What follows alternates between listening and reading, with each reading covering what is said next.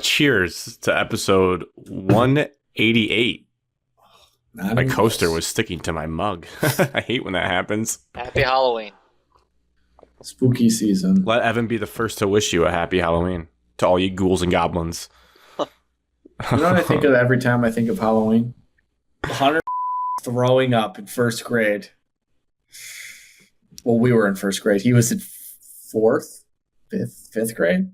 Yeah. He threw up at school, and Evan's mom picked me, Evan, and Wyatt up after school. I don't remember why. But too much candy? Did he have too much candy? Hunter threw up from too much candy at school. Because Evan's mom usually could not pick up from school and have to ride the bus, but she picked us up from school. And then my mom picked me up from Evan's house on Russell. Evan, do you remember this? Russell? Same thing. And Hunter puked on his shoes, and his shoes were on the porch. That's disgusting. I'm going to walk by his puke shoes. I vividly remember. How much candy do you think he ate? That's a lot to throw up. I don't know, but I was ever since that, I was like, oh, I can't eat too much candy. Hunter threw up once. Weird, super relatable. Super relatable. Yeah. Anyways, happy Halloween. Don't eat too much candy. What's your favorite, guys? What's your guys' favorite Halloween or scary movie? I don't like scary movies. Or Halloween. Halloween movies aren't always scary. Halloween movies. I couldn't tell you how many Halloween movies I've even seen. Hocus Pocus? Ooh.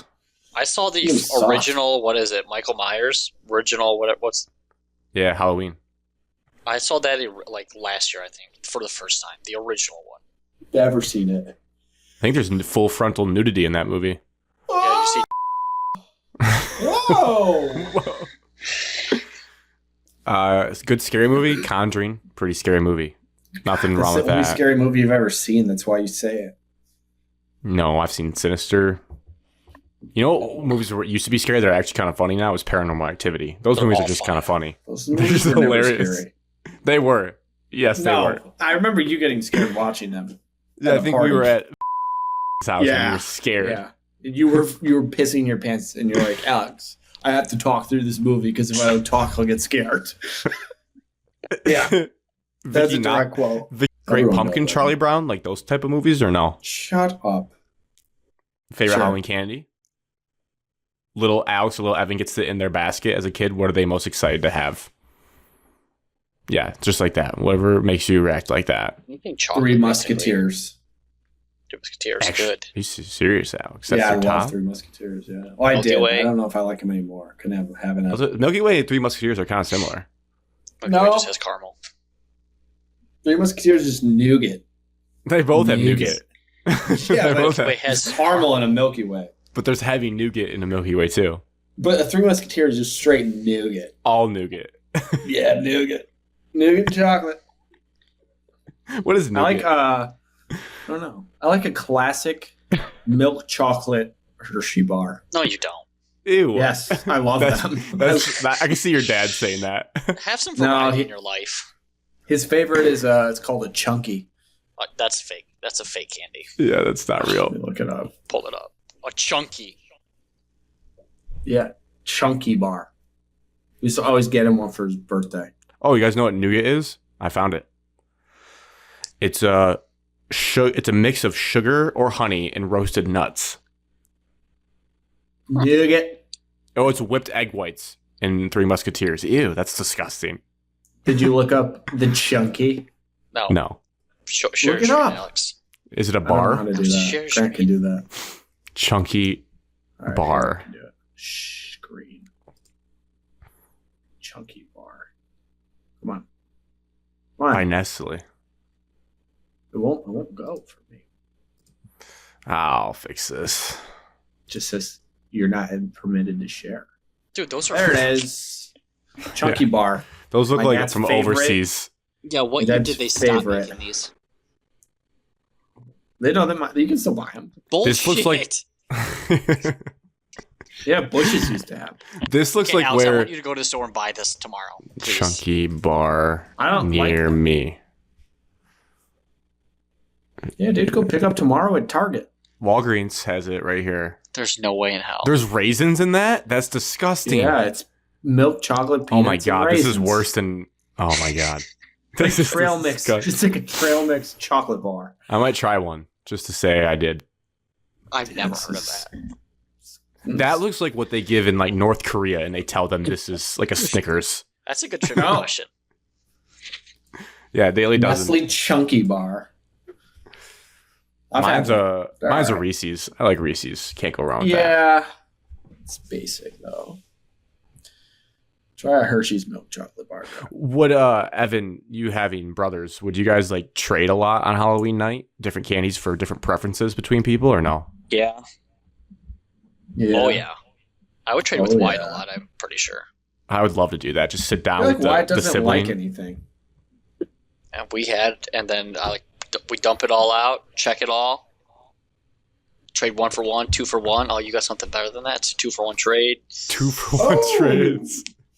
3 for 1 trades because of the size, stuff like that. I like that a lot. And then probably I don't know how bad I was with candy, but in my memory, I remember it's just like after a week or two, it's just like, if you want something in my bag, just take it. We know Hunter's getting in there based on his experience with candy. Yeah. Kid puked once. I do know, as you got a little bit older, you take all the best pieces and you try to save them. I just started taking them and hiding those and just leave my bag out on the counter. Like a trap. Let them take the bad stuff. Little do they know. The good stuff's in your underwear drawer. All right. Well, happy Halloween, as Evan said.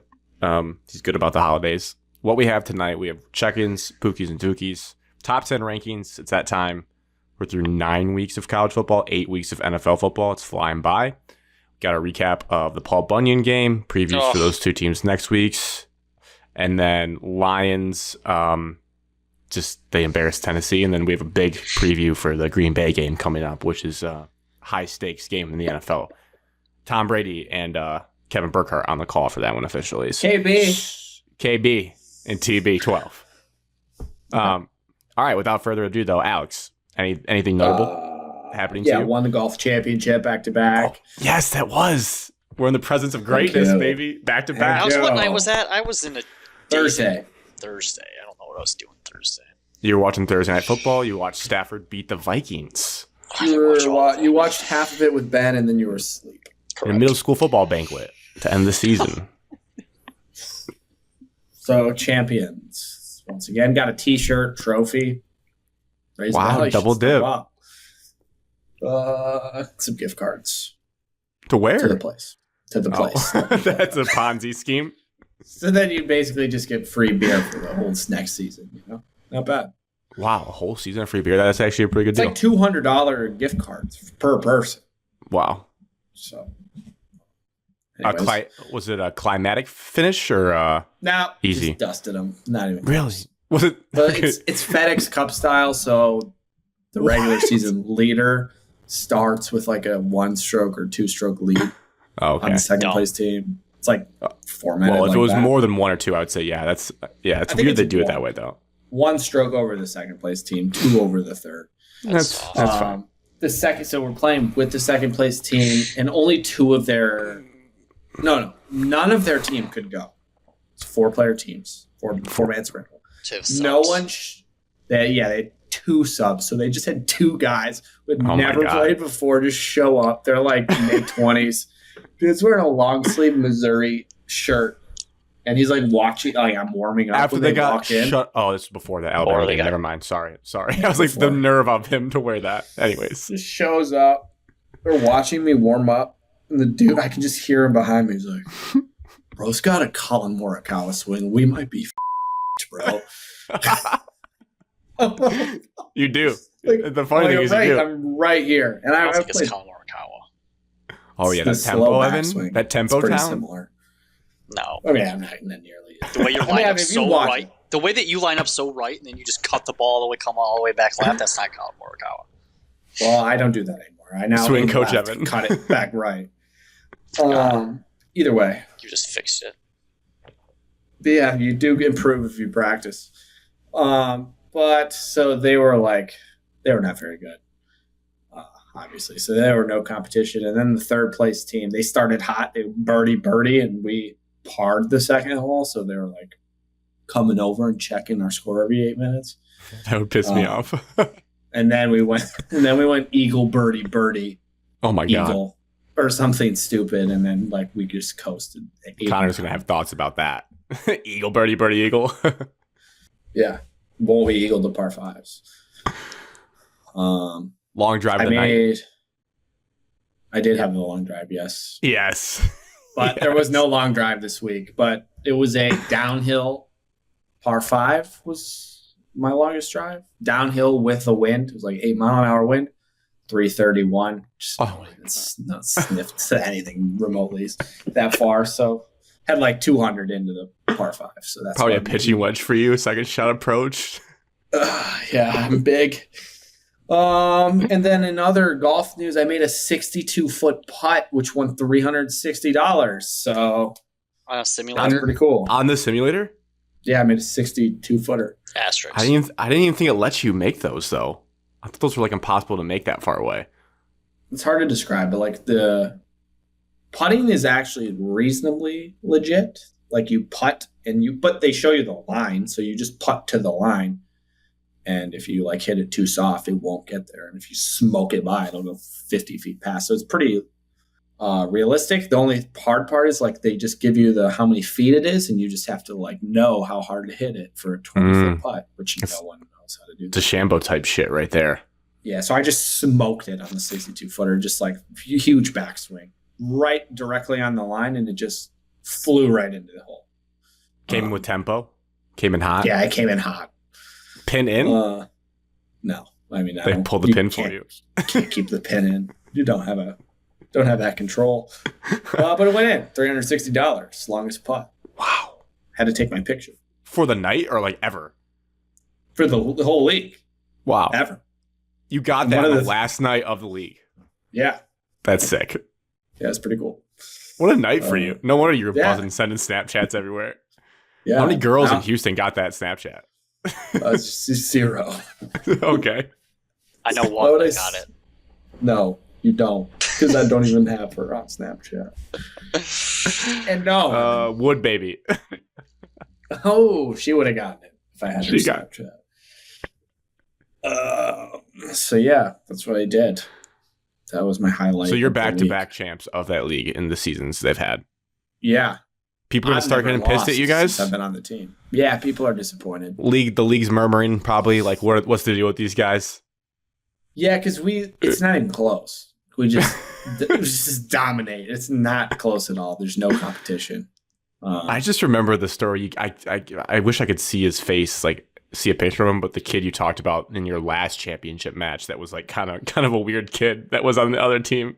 And you said he was an absolute character. He wasn't a kid. He was like 40.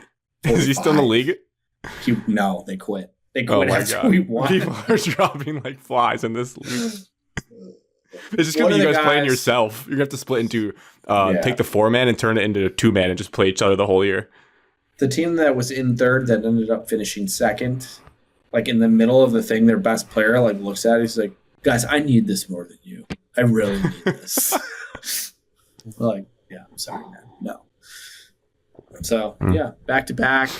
Unknown if we go another season. But if we do, we'll probably win again. Are you at the highest tier? Are there like varsity tier, JV tier? There's not tiers. It's just okay. The guy who like runs the league. It's like through like an intramural like company type of deal. Except it's for adults. It's called Sports Kind or something. It's like a legit, like, they have tons of sports, yada, yada, blah, blah, blah. The dude's like, you guys should try to play in the National Golf Simulator thing. Yes. Like, dude, Average Joe's. I don't think so. No thanks, pal. But yeah. That probably was run to Paul Casey on that tour. Yeah, it's probably on that tour. It's the only place you can play. So yeah. I don't think I did anything else notable. Big push to get back in the gym this week, so I feel like I achieved that. Aren't we always doing that? Damn. Retweet. Evan? Season's over. Season's over. Came short of the 200. It's okay. But you crushed your first goal again, so let's look back on that goal. Yeah. I guess I wasn't too far off. 7th grade won. Close, held off a close comeback. Was Adrian the last week? Yeah. Yeah. 8th grade, unfortunately, tied lost again. Oh, tied again. 6-6? 14-14. Oh. Got one extra point, missed the other? Correct. Or 2-point conversion, sorry. Then they actually attempted a PAT and missed their first one and then got a 2-point conversion. Any big takeaways from the season? Now you look back on it, week removed? I miss it. Miss it. Miss my players. Did you cry to your team after the season in your farewell speech? No, because I was getting yelled at for my play calling. We lost Alex. Sorry. I can tell by his face. I can read him like a book. What was my other question, Evan? I was thinking of something. Oh, did you tell your players, hey, this might be it for me because I'm fielding offers after my tour in LSU and other places? I'm a hot commodity. Pinckney really wants me. I did not. That 7th grade group went out. They only had one loss and one tie, so they went 4-1-1 on the year. That's really good. Do you not do a banquet? I joked earlier, but I didn't know if they still do those. No, God, no. Turn your equipment in the next day on Wednesday. Boom. See ya. Nice knowing you. We didn't do a middle school banquet, did we? No, we had cider and donuts one morning. Oh. Equipment turn-in with cider and donuts. And a mud practice in 5th and 6th grade. Yeah. Wait, no, maybe not. Let's see. Then trivia night. Wednesday night, went to a trivia night in Mammoth Distillery. Free advertisement. Massive mistake. Mammoth Distillery? Mammoth Distillery, downtown Adrian. I mean downtown Adrian. New? Relatively new? Downtown can you get in downtown Adrian? The Coney Island. Downtown. Like farther downtown than that. By the city building. By the subway. Yeah, but like even closer, Alex, where there's actually like a downtown What? That is the downtown. Yeah, but that city block is before you actually get to like the downtown district. Right. So like by Sauce. Correct. Sauce still there? Yeah. Okay. This place looks a little fancy. It's not big. It's probably the same size as the tavern. No kitchen. Straight up just boozing. Really? Did you booze? Yeah, I had a drink. Oh, wait. This is the Traverse City location. Disregard. Yeah, look at the location list. There's look like that. The town that doesn't belong on this list, no offense, is Adrian. Traverse City, Grand Rapids, it keeps going away. Oh, dude, Bel Air. Adrian has multiple colleges. Yeah. It's a good place. Is this what it looks like? It looked like that. Yes, that. But the bar backdrop is not like that anymore. If it is, I did not notice the little circular mammoth thing. But other than that, it all looks the same. This is very interesting. You enjoyed yourself? Whiskey blending. It was not bad. Trivia questions were not my expertise. I failed miserably. Sorry to hear that. Amy Sowers, general manager. Fran Roper, Barrel Club concierge. Okay, Grant. Amy was our server. Shout out Amy. Wow, look at that. General manager hitting the floor. You love to see that. That was Thursday. Friday, Shut up, Alex. Thursday, didn't do much. Friday, drank. Sit down, drank. I watched 98% of the World Series Friday night, and then I went to bed in the 9th inning. Woke up to didn't. Yep, I did not see the Freddie Freeman home run. Evan, Saturday, your guy Joe Davis had one an all-time call. I know, Grant. I went to bed. Freddie. The Yankees made a pitching change in the 9th inning. Before, that wasn't Cortez though, because that was extras. Correct. And then Saturday, debacle, and then Sunday, hungover, felt like crap all day, slept for probably most of it. You get hammered. Saturday, I did. Did you mention the Hunter candy stomach issue on Sunday? Sunday it wasn't until like 1 o'clock, and so it was mostly dehydrated migraine that kind of just forced me to do it, because after that I was... Yeah, mind your business, Alex. I feel like I did something on... What was yesterday? Yesterday was Monday. Nothing. Monday Today Night Football. I just did a little fall golf. Oh, naughty. Alex, today it was like 77 and breezy and like absolutely. I would hands down say this is the most perfect day of the year. Wow. It's pretty nice. You can't get like a nicer day than what it was today. For October 29th, that is surprising. Usually we have snow before Halloween. Global warming. 2019, Alex and I were walking into Harper's, and it was snowing on Halloween. I didn't know that. How do I remember that? Because I said, holy fuck, it's Halloween, and it's snowing. We walked out of Harper's, and it was like 4 or 5 inches of snow. The night we went to B-Dubs. Yes, you dressed like... DeWitt football. Halloween Dickie. snowing. Oh, I like that costume of yours, Alex. That was a good one. Thanks. The coloring on your face, it always makes me laugh. Thank you. It wasn't blackface for those listening. It was a colored just a beard. Because I can't grow a beard. Little Dickie's white. All right. I don't think I did a ton. What'd you do, Grant? Friday, I had McDonald's. Had a taste of a chicken Big Mac. A what? Chicken Big Mac. What are you talking about? A chicken Big Mac. They made a chicken Big Mac. I heard you. What are you talking about? It's on the menu at McDonald's. It's a beef. It's chicken, and they in a Big Mac form, Alex. Why? Sounds gross. Because it's a restaurant. They can do whatever the hell they want. Marissa ordered it. I took a bite because I got the normal Big Mac. Yeah, but it's not the same as like a McChicken. It's like a different type of... Spicy? Yeah. No, Alex, that seemed like it's a different breading and different way that they cook the chicken. Yeah, it was like a little bit like fancier McChicken, I would say. Just two of them stacked on top. Stick to what works, McDonald's. It was fine. But yeah, it was a throwback to the Minnesota days for the listeners when I would do the fast food McDonald's Fridays, which were a staple. And I was like, I haven't done one of those in a long time. So I did that, which led to just lounging around on Friday, as happens if you eat a lot of McDonald's. And then Saturday, ran some errands. I have a question for you. Oh, yes. Whoa. Friday night. Yeah. Did you stay up to watch all of USC and Rutgers? No. Stop. Why would anyone do that? I went to bed like right after the Freeman stuff. Did you, Evan?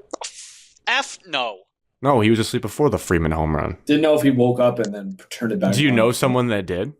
No, I was just curious. No, I gave up on that. Because every time I go to bed, I wake up and it's you, Colby, and Connor still texting each other. I was like, I wonder what time those guys just go to bed. If it was a remotely good game, I gave up on the Rutgers bit the week before when I did my meme and they didn't cover. We should all give up on that. Hear that, to everybody that's listening? We're all giving up on it.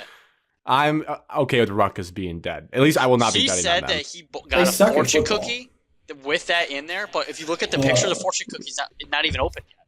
The wrapper's still around it. I did notice that. I saw it. I didn't, but I already laugh at the Photoshop whenever I see it. Saturday, prep during the day to host people. Had people over Saturday night. Good spread, good food. A lot of salt. When you have charcuterie boards, you get a lot of sodium in your diet. So we have a lot of leftovers still that I've been eating throughout the week. Sunday, not much. It was a pretty relaxing weekend, I would say. Didn't do a lot. Saw some people, like I said, on Saturday. So that was it for me, really. Nothing crazy to report besides the chicken Big Mac. Rating? Would you give it a boom or a doom? It gets a boom! You did it wrong, Alex, so you got to go this way. I'd give it a there do. You go. God, he has just as big as arms as the dad.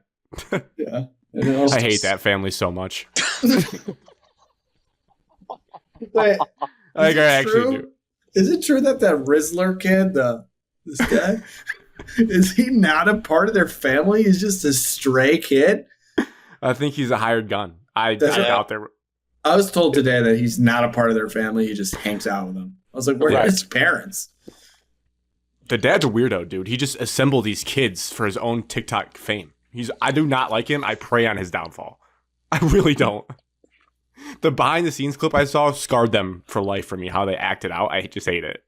Jimmy Fallon did not want to be there. I was woke up this morning. All right, yes. We got it. Yeah, great. He's finally like, what is my career? I know, it's ridiculous. It's not even, I mean, I'm just being hater Grant, but like I don't think it's that funny. It's just funny how in your face it is. It won't go away. And now NFL players, what do they all say those if sports it's people not do a boom? Doom. Doom. What Evan said. How do they say it? I don't know. They just say Doom. They're not like Doom. It's a They don't flex or anything. They just say that. That is like the same way they say boom, but a Doom, but there's no flex or anything. Doom. Doom. Correct. There you go. With the boom. So speaking of that, booms and dooms, Pookies and Dookies of the week. And dooms. I'm not Spookies and Dookies. Spookies and Dookies. Or Pookies and Spookies. Pookies and Spookies. Spooky good, spooky bad. Trick or treats. Trick or treat, yes. Trick. All right. Texas Let's A&M. just get to it. That's a treat. They should be the treats, Grant. Oh, you're right. Sorry. Treat. Texas A&M. Let's just get back to being Pookies and Dookies, okay? It's Pookie getting of the too week. complicated. Too confusing for Alex's brain. Texas for A&M. your brain. Undefeated in the SEC. Good for them. Congrats, Are Alex. Yeah, they are. First time They're ever. number one in the SEC. Crazy. I said that they might be okay this You year. also picked Oklahoma. Don't let the people forget. I apologize for that already, so that's off my conscience. Can we say, though, A&M is... They've probably had the easiest SEC schedule that I've looked at on like paper. no one. They're flirting with danger with their They should have lost that game, but like we saw Nuss, and Nuss Backup just QB. decombusted. No, Texas A&M brought their backup QB in, and he's really good. Yeah. Well, he doesn't threw throw twice, the ball. though. He threw twice. Yeah, he just could run. Yeah. He had that one read option where he held onto the ball so long, and then he yanked that thing out. Yeah. Good for him. But I guess we'll see. I think there'll be a Dookie next week. I think South Carolina's going to win that game. A huge letdown spot. I'm massive. Fully in agreement. That is a death sentence. Yep. This wasn't going to be a Dookie, but I think it should be mentioned. Mike Elko in that white tight hoodie is such a bad look. It's not the first time he's worn it. God, it looks terrible. I mean, it just makes him look bigger. He raised his hands up once, and I saw a little midriff. I saw a midriff shot. Yeah, that's bad. Tough look. Mike He needs to wear black. Fat in College Station. Where's his HR? He needs to wear black. Black looks slimming. Yes. The Matt Rule smock. Evan? What's your first pick? My first treat is row the boat, Sky Mako go first. Sticks to his guys. Big win. Big cover. Yes, that was an easy bet. That was, you know what? Yeah, thank you to your Gophers, Evan. I was just looking for winners, and that bet was over in 5 minutes. I was like, oh, I covered 4.5. You guys remember when Colby texted and he's like, oh, I tried to be cute and do the thing about blah, blah, team, whatever, a long time ago? No. Remember when he said that in the Gambling Degenerates? He picked a team. He's like, yeah, I tried to be cute. Turns out I was a... Remember that? Yeah. So anyways, I tried to do that. I had Minnesota picked all week. Felt great about it. And I was like, you know what? I think I'm going to do something here. I think I'm going to pick Maryland. Yeah. Terrible decision. Yeah. Terrible decision. That's what happened to me. Good Credit to you for admitting that. Because I never would have known you flipped. Yeah, it's dumb. Last second. Diarrhea Dookie. A two-pack of Diarrhea Dookies. College quarterbacks. One is named Kyle McCord, and one is named Cade McNamara. Tough weekend for those guys. Kyle McCord tied the record for most pick sixes in a single game, and Cade McNamara got benched in the game. Good. So kid's a bum. So tough for those two quarterbacks. Yeah. Pass the ball to Alex. Are we doing college only? No, wherever you want. I got a couple. Okay. I usually go in order from college to NFL, but you can go wherever. I didn't watch a lot of college football because of the one game, and then just during the day, it wasn't a great slate. Everyone was blowing teams out. Anyways, so my Dookie would be the Chicago Bears and the social media guy, Tyreek Stevenson or whatever his name is. Just the most obvious fat Dookies of the week. Could not be Dookier. Matt Eberflus handing the ball off to a offensive lineman on the 1 yard line in the tight game where you could take the lead. Terrible coaching decision. Still somehow they score to take the lead and still lose because they decided to just give 10 free yards to play before. Just horrendous. Bears Dookie. And I'm glad they lost. I'm glad they're Dookie. Bears. Question about that. Answer. Daily double. Just popped in my head now. if we were a fan of that team, that Tyreek Stevenson clip, what level of like, how good would a player be for you to have to forgive him for that? Like, what's the cutoff of our own team? If it was a Lions player, we'd be like, I hate you for doing that, but I'm still gonna ride with you, or like, I want you cut. Like, where does that line start? Brian Branch gets a pass. You Kirby forgive. Joseph cut. No. Yep, I'd cut Kirby Joseph. Kirby has like as many picks as him. I don't care. 5 picks in 7 games. I would cut him. All right, well, that's Evan's line. It's a harsh line. I will not go that far. I wouldn't go that far. Everybody else underneath Kirby Joseph is getting cut, so you might as well Arnold? If Carlton Davis did it, I'd cut him. No. But I'd keep Terry and Arnold because he's younger. I would cut Rakestraw. So I'm the nicest one. Oh my God, you're soft, Grant. I know, I'm the softest. I would cut Rakestraw for sure. I'd cut him right now. Alex, let's just Did relax. We you don't see not him mean try to we do not down a mean punt week 1? Yeah, I forget about that. One, let him go. That'll be the funniest. See that? It's the funniest play of the one season. Of the worst plays of that game. That was like when Derek Barnes rushed Dak Prescott with his arms behind his back. That was worse. That was great for my fantasy team. That was great for my fantasy team. Because then he got the pick to go to the NFC Championship game. But God, amen. I wanted to cut him in that moment. My last 2 college ones, Dookie, Missouri, got shut out versus Alabama. They're still a top 25 team. The AP poll is absolutely disgusting. We'll fix that with our top 10 rankings this show. And then we will.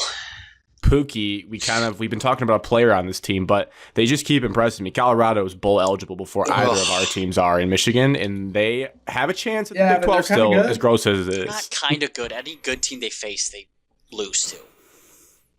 They're kind of good. Third? Not kind of good. They're kind of good. They're I think they beat both of our teams. I think they would. Yeah, I think we would struggle with them. For sure. So I don't want to say bad things about them. Well, after I don't think they would beat us. Performance, a for lot sure. of teams. I think you're overrated. We'll get there, I guess. We'll get there. All right, but let's take a quick look at their schedule. Colorado at Texas Tech. Win. This Saturday. They're terrible. Utah coming to Colorado. Win. They're terrible. Colorado going to Kansas. Win. They're terrible. Oklahoma State coming to Colorado. Win. They're terrible. Could they be a 10-2 team? They could be. And in the playoff due to the Flash? They're not going to be in the playoff. Could they be? They'll lose one of those games. I think so. I think they'll lose to Kansas. I think Kansas will beat them. Any other ones that you guys have? We're missing a big Pookie in the NFL. Big old Pookie. Jameis Winston. Eat a W. God, I can't take him seriously with how he talks. No, I love it. Movie. It's funny. I laugh. That was such a good tweet. That guy that said he looks like he's in a movie that's not being filmed is the funniest thing. Like, it really does. He just... Yeah. What did he say? Exactly what it is. What did he say? It was unwavering faith in the Lord and something. Like, he just had this pre-planned thing. It was so funny. And he just... Play for the decals on your helmet. Oh, wait. We don't have decals on our helmet. So funny, dude. It's ridiculous. He's a funny guy. If we didn't have Jared Goff, part of me would like Jameis just so I could laugh every week. So bad and so good all at once. And help me win fantasy with Cedric Tillman. Shout out to Cedric Tillman. What a roller coaster he is as a football player, but it's good stuff. His 30 for 30 season is one of the most impressive feats ever for a quarterback.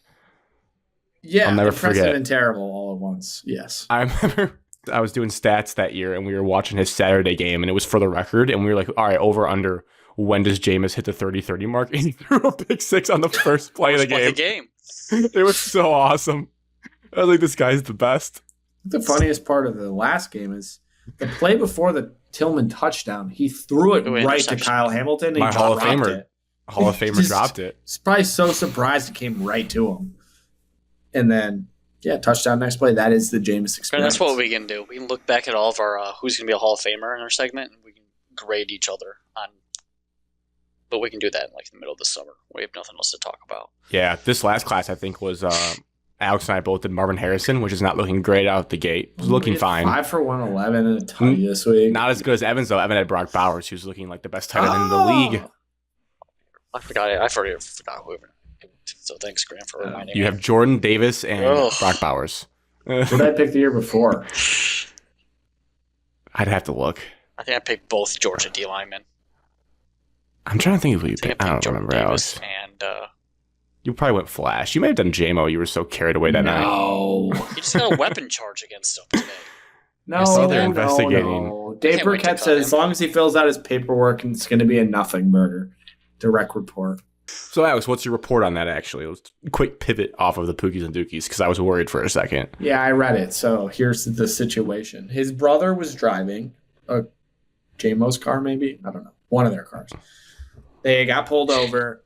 Gun in the back seat was JMO's brother's gun, who has a concealed weapon permit, so no big deal.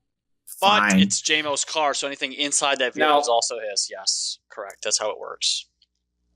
Well, I don't think it was JMO's car. I don't know. Either way, that was not in there, so I think we're fine on that front. The second part is there was another gun under JMO's seat, which is registered to JMO. JMO does not have his concealed weapons permit. You got past the class. So to avoid all of it, yes, he just has to like take the class and like get it, and then but Mazzy Smith. The other important part of it is not important, but JMO was throwing around the "I play for the Detroit Lions" card repeatedly on the body cam footage, which is not the best look. But this happened just a few weeks ago. The Lions knew about it.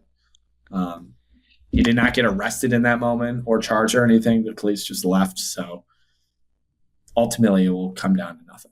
So that was just a great not report. a good look on the surface. Grand Slam Yankees. Sorry, I just could not hold that in any longer. Grand Slam Yankees. Oh. Anthony Flo. So he needs to do a class and then no missed time from games? No. Mazzy Smith got on the plane that next day. Not even.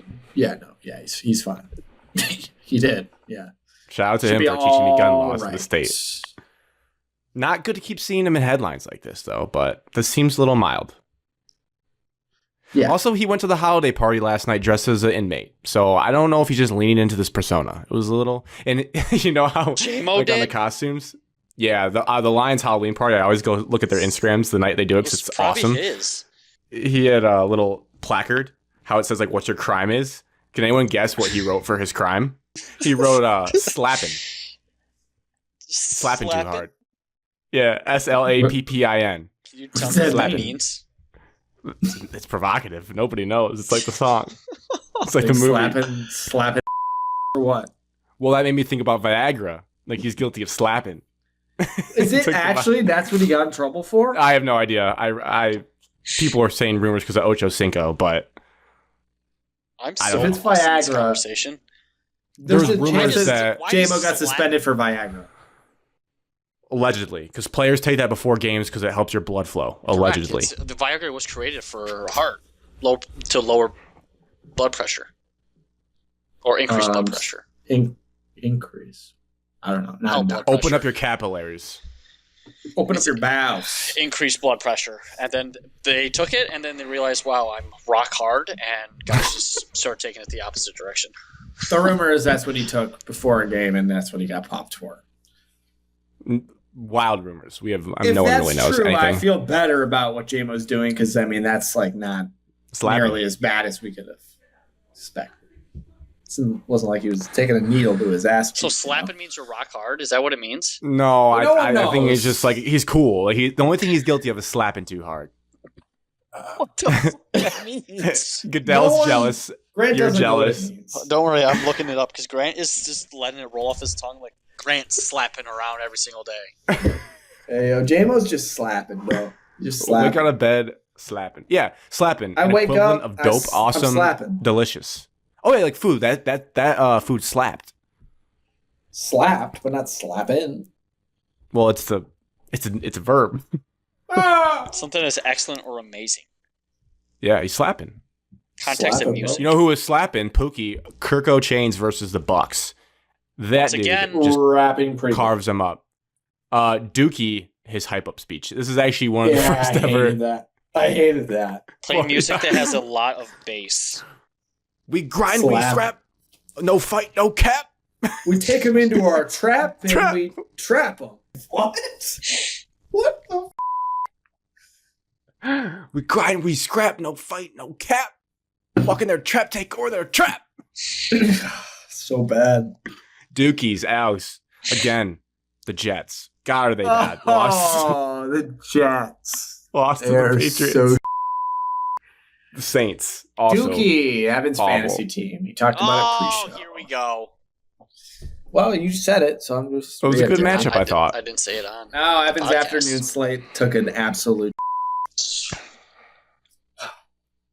Power Rangers looking to make adjustments, or are they going to stand pat? Oh, we've been out and about. Oh. Nothing's going to happen. Nobody Come cares my way. about talking about me. Come my way. I got to get better, Grant. I can't get worse. Help me beat Alex this week, and then I'll return the favor in weeks later. No collusion there. I don't need to beat Alex. This is go a long way for my season. I don't need to win this week. No, that's why I'm the desperate dog in this fight. My back's against the wall. Some people I gotta be using my fab. I gotta be looking Give me for trades. Nico. There's somebody. No, I can't Nico's back negotiate. next week. Yeah, give him to me. You need to win this week. Anyone in our league listens, unless you're overpaying, Nico is off the table. Everyone waited too long. I tried to trade him for weeks. No one would do it. He's back against the Lions next week. He's not getting traded now. And Stephon Diggs is out. So Nico's full go. You got to pay normal price for Nico. Jettis. Yeah, that's a name that we could talk about with Nico. And then Same you give me tier. 50 in Nico. Jesus. Wait, what does that even mean? You give me no. $50. Nico, $50 I'm also for not. Jettis. I'm not doing any cash trades until I know if I'm making the playoffs or not, or I'm around also that time. avoiding cash trades for now. Well, you could. You're going to make the playoffs unless everything collapses.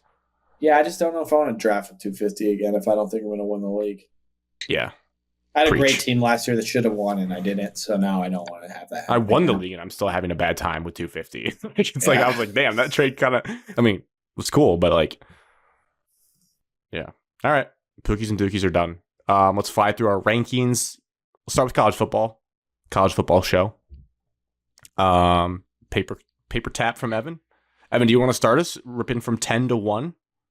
Am I going to list them all off right away? Yeah, I Okay. think that's the best format. Number 10, I don't even have a Kansas list. State Wildcats. Oh, I knew you would do that, I guess. 9, BYU. 8. Do they have one loss? Wait, sorry. Do they only have one loss? Yes, Kansas State has one loss to BYU. That's why they're at 10. Okay. BYU's at 9. All right, that's fine. A&M's at 8. Notre Dame's at 7. A&M's at 8 solely because they lost to Notre Dame.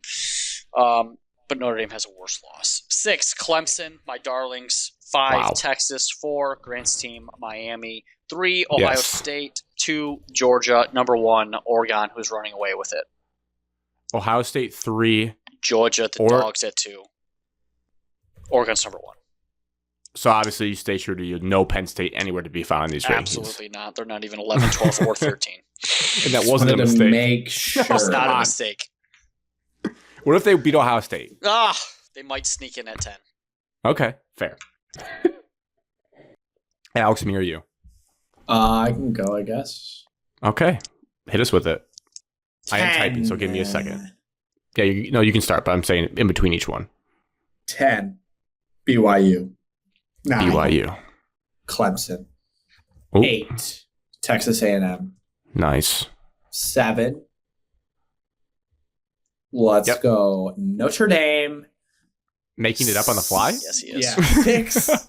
6 is Miami. Let's go. Gave it away. 6 is Miami. 5 is Tennessee. Oh, I'm definitely missing someone. Wait a second. Okay.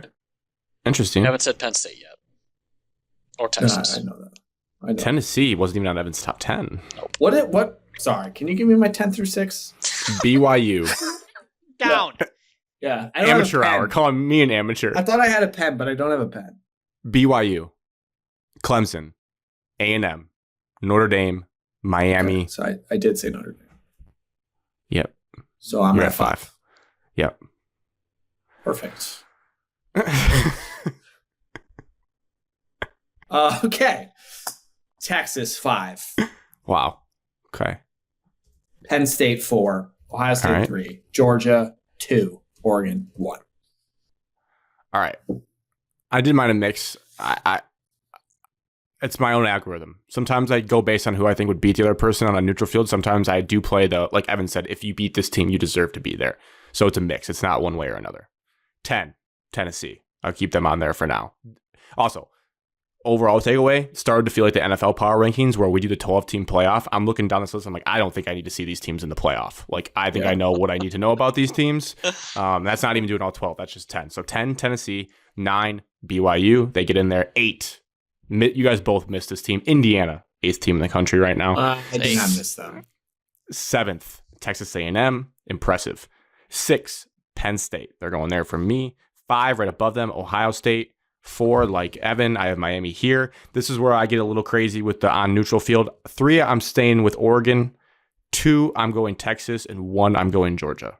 I still think Georgia beats Oregon on a neutral field. And I would like Texas in a neutral field game as well. But Oregon deserves, on paper, rankings-wise, to be 1. So I have no issues with that.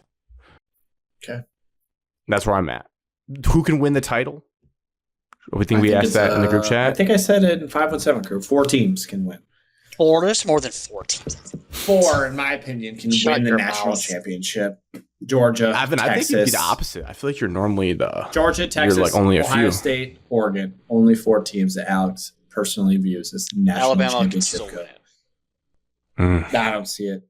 They got to win out even to get in. Correct. They still have to win out to get in. And it's kind of crazy that the LSU... It's a playoff game. LSU has to win out too. LSU, Alabama play this week. That's a play-out game. Playoff game. Wait, no. They play next week, I think. Next week. They have a bye. It's a night week game. Night game in Death Valley 2 weeks from now. Lane Kiffin not happy about it. That is why. He said LSU gets all the night games. Yeah, because it's sick. We were there. Bad transportation, though. Bad transportation. God, what a nightmare that's going to be. Don't Uber to that game. No, walk, run, bike, drive, do anything else. Take a boat. Georgia, Texas, Oregon, Ohio State's still there. They need to show me something against Penn State. And Miami is my wild card because they have the best player in college football quarterback-wise. Their defense can't do enough to win that many games. But we don't know. We don't know yet. I do. Grant, I don't. He does. I don't. Why are we talking about Pitt winning the ACC? Why are we talking about... Dude, with the big conferences is actually a crazy SMU. point. It's a busy week for the show. But it is crazy with the conference realignment, how all these teams don't play each other. There's like, Pitt doesn't play... Or one of the ACC teams doesn't play any of the other undefeated ACC teams. So you might just have like 3 undefeated teams and then tiebreaker chaos. So get to know your tiebreakers in your conferences because it's now, nuts. It's Miami, Clemson, Pitt, SMU are all undefeated in the ACC. Undefeated, and they don't all play each other. Crazy. Virginia Tech with 1 loss. There's a couple other teams with 1 loss. It's just going to be a nightmare. Scheduling conflicts. I mean, same with the Big Ten, really. You got Indiana, Oregon, Penn State, Ohio State all in the mix still. Yeah, there's a world that's why divisions a are better. tie. Well, not anymore because Illinois lost. No, divisions. There was a world. Champions and legends. Leaders and legends. Sorry. Just make divisions and then just change up the divisions every year. I don't like divisions.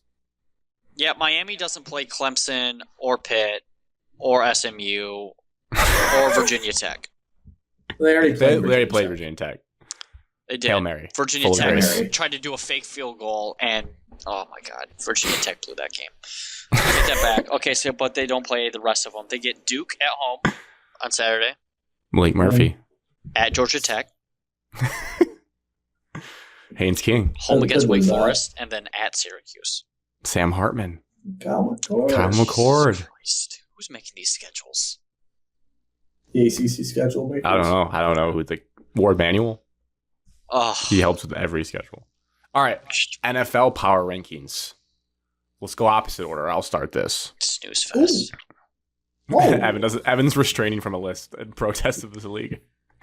My top 10. This felt a little bit easier this week than the first round we did after week 4. Clemson. 10. They were not on my list the first time. Shout Luke. The Stillers. They have to be 10th. 6-2. They just keep winning games. And there we go. I didn't want to say it last week because I love the Boswell stuff. I love the Steelers Nation. Their fans are awesome. Love Luke. It just feels like they're in every primetime slot, and it's just disgusting field goal football. Terrible. And he'd admit it. And it's not great to watch. It's not a terrible team, but they're a terrible team to watch. God, they're so boring. I love Pickens, though. Pickens can kind of like make things exciting. Yeah. 9 Eagles, 8 Commanders. Huge win for them. 8 Commanders. 8 Commanders. What the f***? Okay, 7 Ravens. They've fallen a lot since my first rankings. It's tough because I still think they beat a lot of these teams. It's just they're 5-3. I mean, their record is right now what it is. 6, the Texans. 5, the Vikings. 4, the Packers. 3, the Bills. 2, the Chiefs. 1, your Detroit Lions. I did it. I put us first. Yeah, I mean, I did the last. I put them second last time. Finally, put them ahead of the Vikings, I see. Yes, we earned that. So then it goes to Alex and then Evan. All right, Steelers coming at number 10, as well as gross as that is. 6-2. 6-2. Number 9, the Atlanta Falcons, Kirk Cousins. Why? Because I like Kirk Cousins. He needs a win this week. TJ Watt also incredible. I feel like we're too mean to the Steelers. He's an unbelievable football player. Except for he can't get over 2.5 tackles 2 weekends ago. Oh, that's what that you had. Ridiculous. Texans, they look like shit, even though they're 6-2. They barely win every game they play. They look awful. Don't really think they're that good. 7, the Minnesota Vikings. 7. Also, couple weeks lost to Stafford. Lost their left tackle. Hall of Famer lost to the best. Kyle left tackle today, though. You see that? NFL. I did see that. That was 7, right? Yes.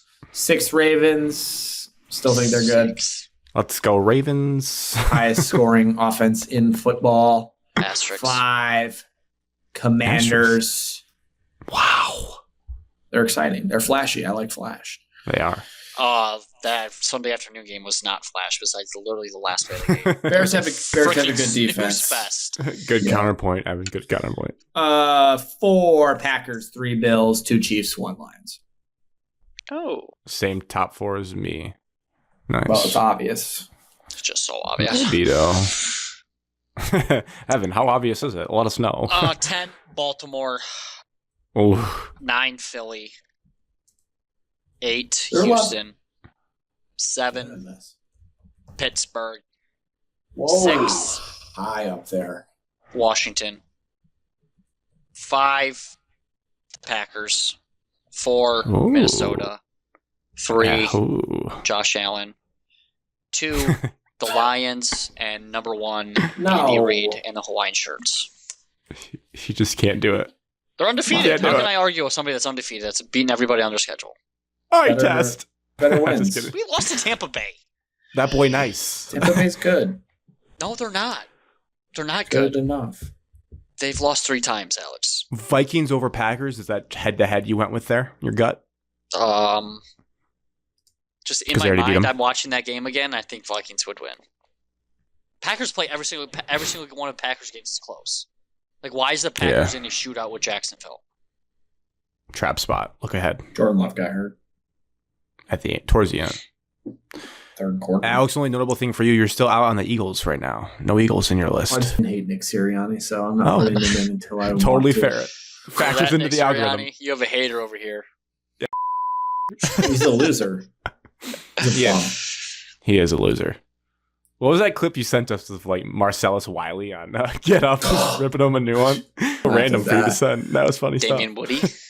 Yeah, he was Might like, have been him. this dude's a bum. A bum. A boom! So dumb. All right, should we do it? Should we get into the rivalry game? Ugh. Sure, Grant, why don't you lead us off? Congrats. Actually, no, I'm not saying congrats. Congrats, Grant. You earned it. No, he didn't. I'm trying. Where did I have my notes? No, we did not. I'm gonna start big picture before we do any like game stuff. I feel like I stayed pretty true. The only thing that happened since we recorded is like as the week went on, I kept thinking about the Vegas line, and I was like, is this going to be one of those games that Michigan like somehow wins because they're a dead cat and they bounce? Yeah, I got more nervous as the week went, for sure. I thought about cashing out my money line bet, but I felt great about the 7.5 the entire time, which gross enough did hit. So I threaded that needle. I didn't think they were going to win, though. I can tell you this. After the first quarter, thought it was not even close to them winning. Again, setting-wise always affects this game. Watched it with a group of people. I think I was the only person wearing a Michigan shirt there. I think there was other couple people that like kind of rooted for them.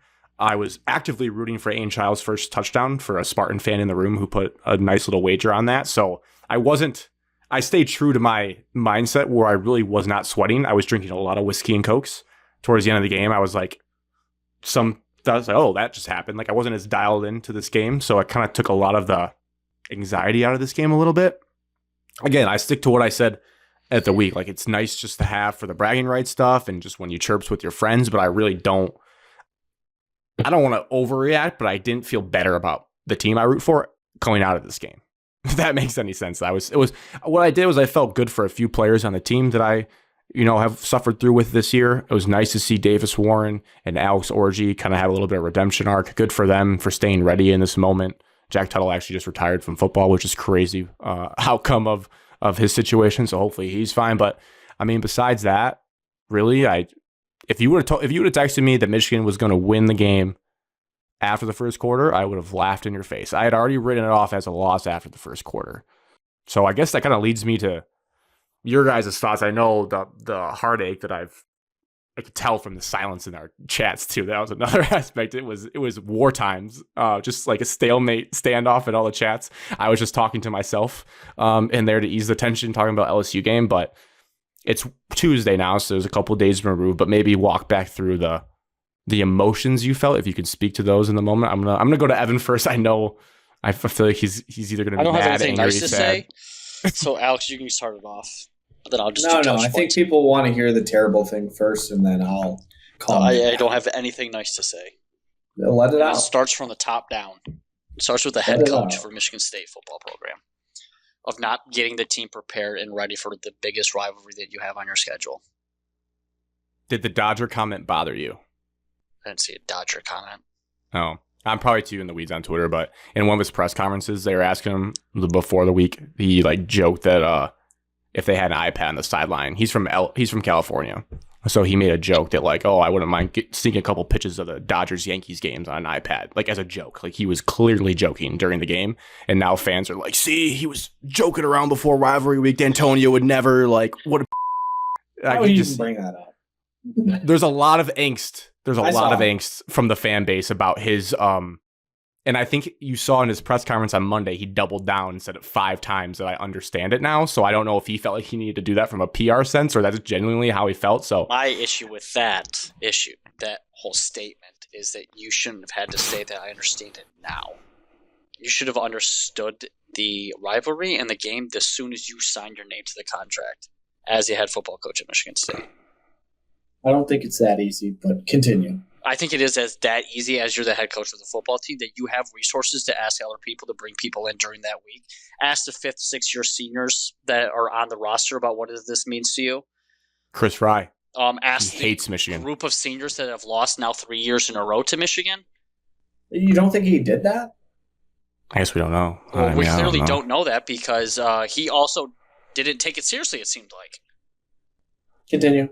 Now I know after all the emotions and everything. Now crystallized is what he said. Crystallized in my body. Now I truly know what it means to be a West Coast boy sitting here in the Midwest in a rivalry that's, you can argue, more hated than any other rivalry, an in-state rival. And it shows. You played scared on Saturday. By play calling certain decisions. I know we can get into more of the. If you have specifics that are still eating at you, okay, I know there's a couple of mistakes. Missed field goal I wanted points there, so that doesn't bother me. But missing a field goal from 20 yards away, that's not a joke. Not calling a timeout to stop a delay game if you did want to go for it. Correct. I would say he even said, "I wish I had done that."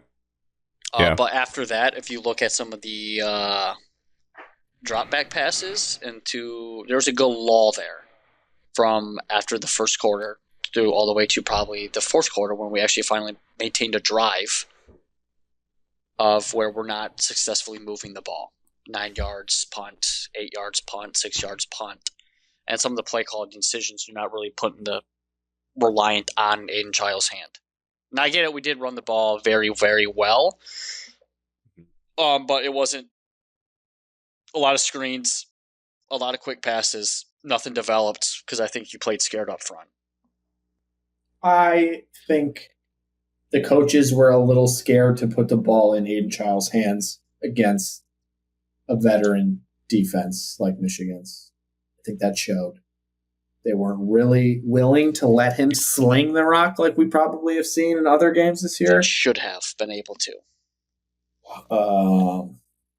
That's which allowed it to play in Michigan's hands of limiting possessions. I'm not sure that bit us in the ass in the second half. I'm not sure it goes that way if we start the game differently, where we're unable to run the ball. But we ran the ball so well the first quarter that we probably thought we can do this the entire game, and we can try not to rely on Aiden, because as good as he can be, he does make mistakes. We've all witnessed it. We've watched him fumble in a spot you absolutely cannot fumble. Just awareness wasn't there in that kind of time. But yeah, I think the coaches didn't want to have to rely on him if they could run the ball, and they proved to run the ball well. So they were like, you know what, let's just ride this out.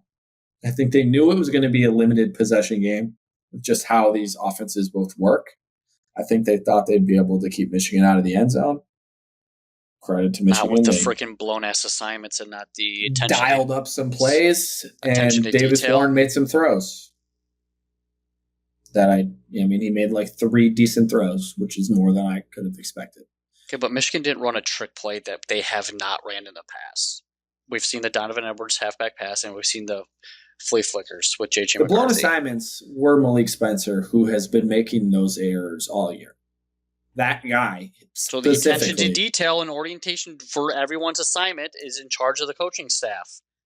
The attention to detail of the whole week, you have to build it up from the start of last week. Sunday, your meeting, film room, walkthrough last week that point has to be driven across, and it clearly wasn't. You don't think it is? No. You think that just 18 to 22-year-olds, they hear the message and they make sure that they do it, and they never. That's what we're saying. No, I'm saying the fact about the attention to detail and doing your job every single play, that has to start from Sunday because it's the biggest game on your freaking schedule. I get what you're saying, but at the same time, I don't know that they're not doing that just because of what you saw on Saturday. I don't know.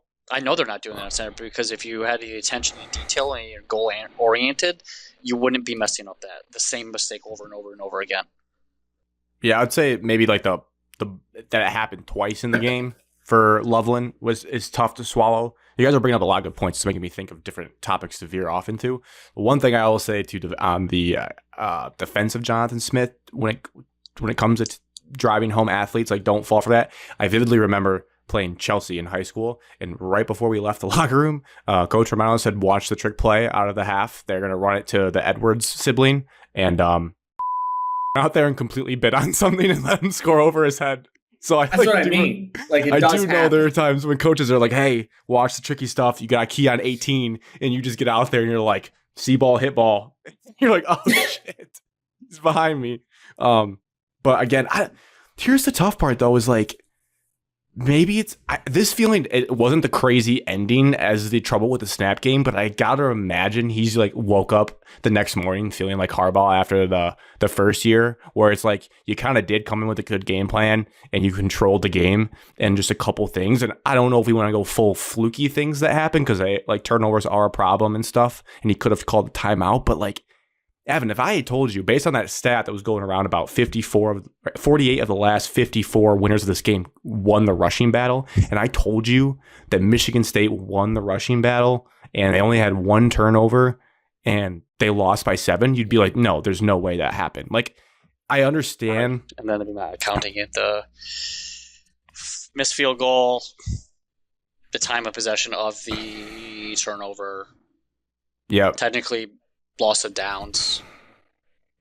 I don't think the onside kick hurt us, because I think you guys punted that possession, but then you're losing the field position battle. Again, though, one quick thing on the onside kick, because that's going to be a thing that I remember in the moment. I was like, I can't believe they did that. And once I sobered up, got off the whiskey, looked back the next day, rewatched the game, I was like, that was actually really schemed up well. Like, that's what we prayed. There was 3 guys. Again, he was offside. That could go to just college kids getting too amped up. Like, we see that all the time, that people are offside. But like, I can't fault him for trying that. That was like dialed up to a T. Yeah, you can argue kick it deep because you have a anemic offense on the other side and take your chances. But they had found some success, especially to start the half. with Michigan's offense. And they're like, what if we have this look? Like, they did, and that's the tough part. Like, they did. He's a good coach because those 3rd and 10s and 3rd and 9 outside zone runs they did 3 times, twice for first downs. Once almost was a game. That was one of the biggest plays of the game. Number 13 on Michigan, Wesley Walker made a tackle with 4 minutes left in the first half on an outside zone. Nate Carr's probably going to go 35 yards if he doesn't tackle him there, because they watched Wink's defense and said they're lining Mason Graham out wide like a bunch of idiots, because that's too complex for a college team. We're going to run outside zone away from him into TJ Guy or whoever's over there on edge. And they did it like 3 times. So, like, that's where it's like his staff did have it schemed up pretty well, I thought. It's just like there was just moments that you want to have back that make it more frustrating for Michigan State. Yeah, I think the 2015 game that you just referenced, Trouble with the Snap game, I rewatched that game on Friday. Yeah, very, very exciting. Right, that's an Evan move. That's nice. Just rewatched it, quick ready version. And Michigan pretty much dominated that entire game. Watching it back, like, I'm willing to admit that because we won the football games. It didn't really matter. But other than like a Connor Cook just chucking up balls to Aaron Burbridge and getting lucky every like few plays, that was like our entire offense that game. And then a fullback wheel route for 80 yards and then score a 1-yard touchdown. Like, very similar game in the sense that Michigan State looked.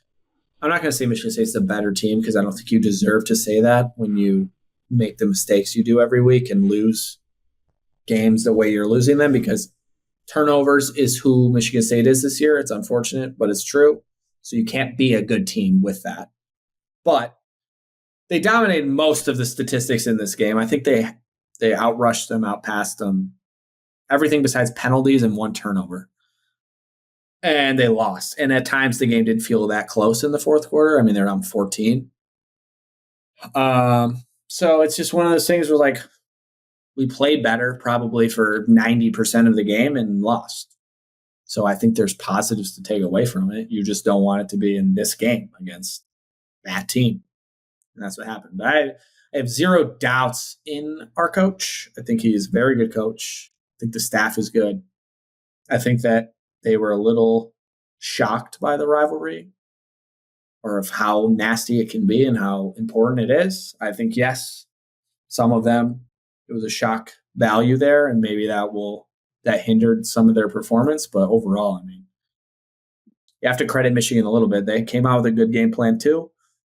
They figured out how to run Orgy and have Davis Warren make 5-yard slant passes, and they ran a bunch of wheel routes, and Colson Loveland. I don't know how Michigan State doesn't cover Colson Loveland in the game. That is frustrating. That's a coaching error. But I don't know. Michigan got up.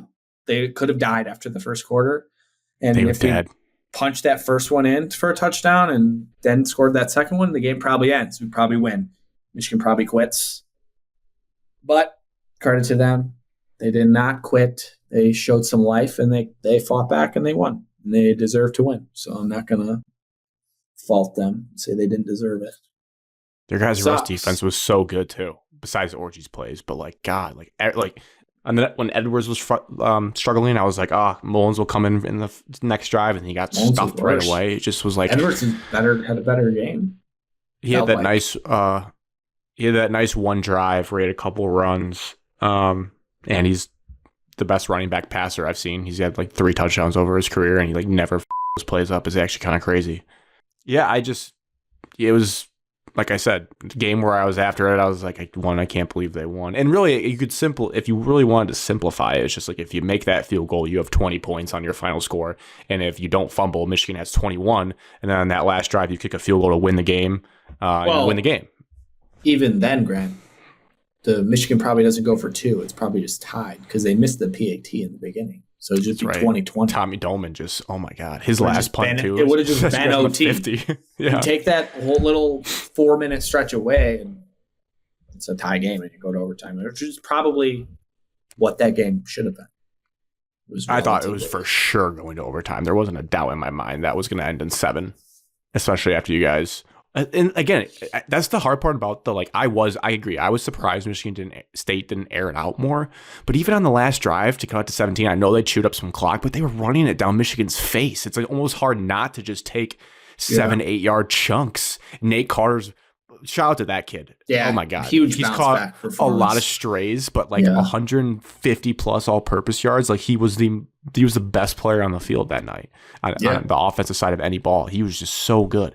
The only thing that maybe you could sit back on to the passing point is just having more specific plays for Nick Marsh, because you just see how much of a game breaker athlete he is. The play he scored on was just he was moving in normal speed, and everyone else looked like they were in slow motion. The way he cut, he's just better. Two guys, it's just better than most people, which is nice to have for a true freshman.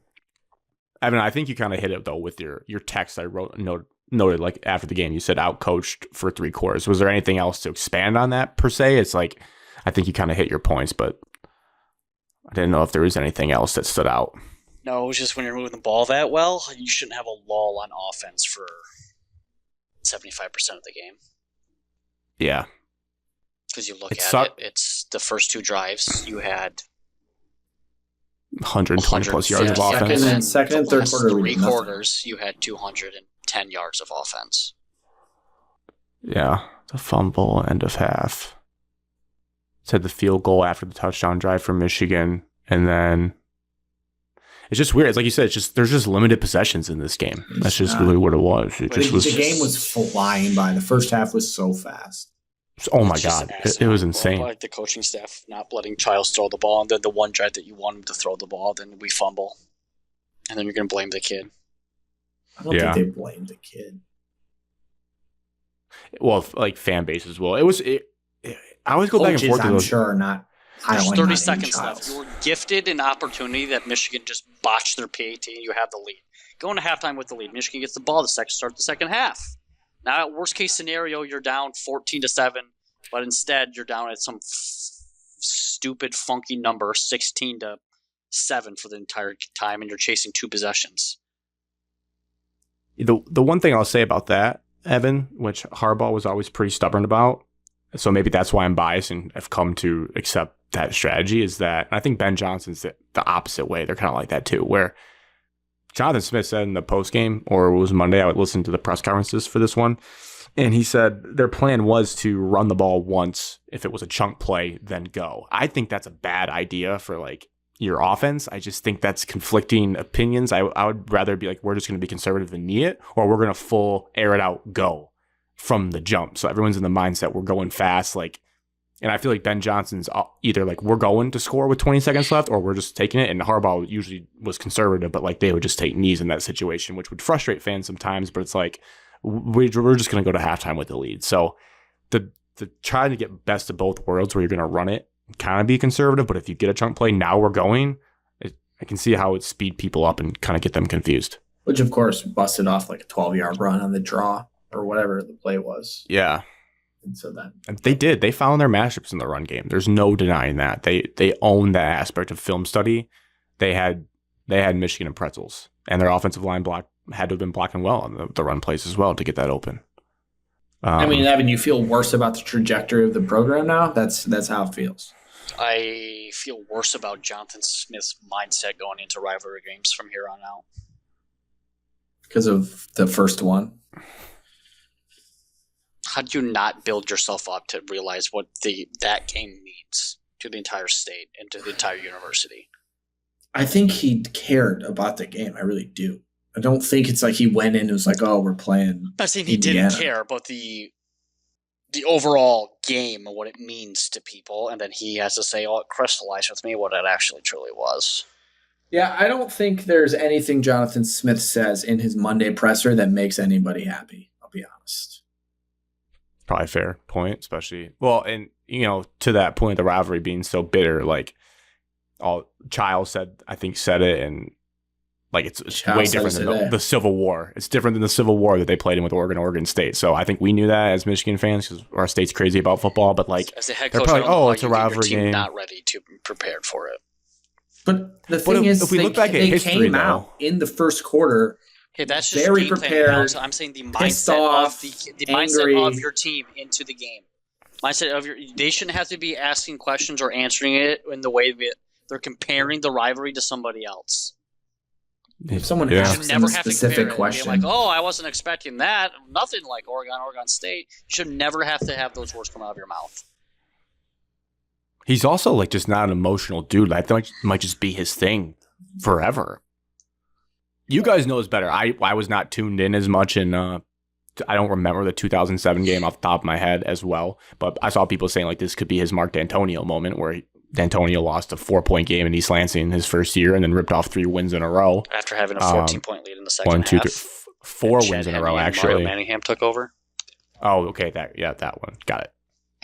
And 4 wins in a row after that. Like it, again, I'm not comparing that because programs change so much in college football these days with transfer portal, so we don't know. Obviously, 365 days. Coached in the rivalry before that opportunity. He knew what kind of that game was. But I don't know. I think I'm coaching this. He coached in Spartan Stadium with Boise State. I mean, the stat was like first time coaches in this game. They're like 2-30. Like they're terrible. Well, one of them had to win this one. One of them had to win this one. Mel Tucker won. Lloyd Carr and beat Joe Milton. Nick Saban lost his first game. Yes, Lloyd Carr and Nick Saban are the last 2 coaches, first-time coaches to face each other. Same like Jonathan Smith and Trevor Moore. So I wrote this question. There's still some moments in the game we can talk about. Well, let me do this quick. So yeah, number 13 tackle with 4 minutes left. It's a sneaky, underrated one outside the big ones. It's a big one. And this is probably the drive that pissed you guys off. It kind of reminded me of the Mel Tucker 2022 game where there was that slow developing Jay Johnson 4th and 1 stuff. The 3rd and 1 stop that Michigan had, you guys were on the 25.5-yard line, half a yard, 5 minutes left to go in quarter 3. And you had Nate Carter lined up 7 yards in the backfield, and Kenneth Grant just got rid of the guy over him and made that tackle. Guard that ducked his head and tried to block him with his shoulder pad. Yeah. Yeah. That guy, that's a play you look back on. You guys were moving and grooving down the field and have to settle for a field goal there to answer a touchdown drive. Like those are the more underrated plays you look back on where if you get that, you probably score there. And don't QB sneak it twice. Me too. I feel like we still keep coming back to that for years on this show, and I don't get it. We have an effing fullback on our roster too for a reason. Yeah, just don't do an offensive lineman like the Bears. I'm saying just you have a lead blocker. We did run a QB sneak in that game. Did we not? I feel like we did early in the game. I feel like we didn't. I thought on the first drive. I thought the first or second drive we ran a on the QB freaking goal line. Well, the last QB sneak we ran on the goal line, Aiden Childs fumbled against Oregon.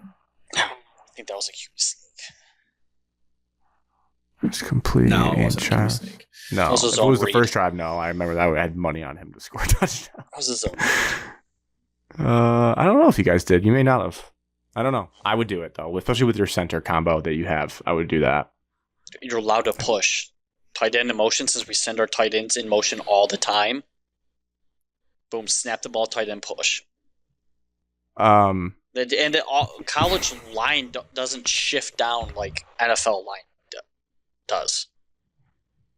College doesn't shift. What do you mean by that? Like at the college defensive lineman, they don't shift down like on like 4th and 1 when everyone knows it's a QB sneak. Like the NFL, shit, they know this is going to be a QB sneak, and NFL gets it 90% of the time.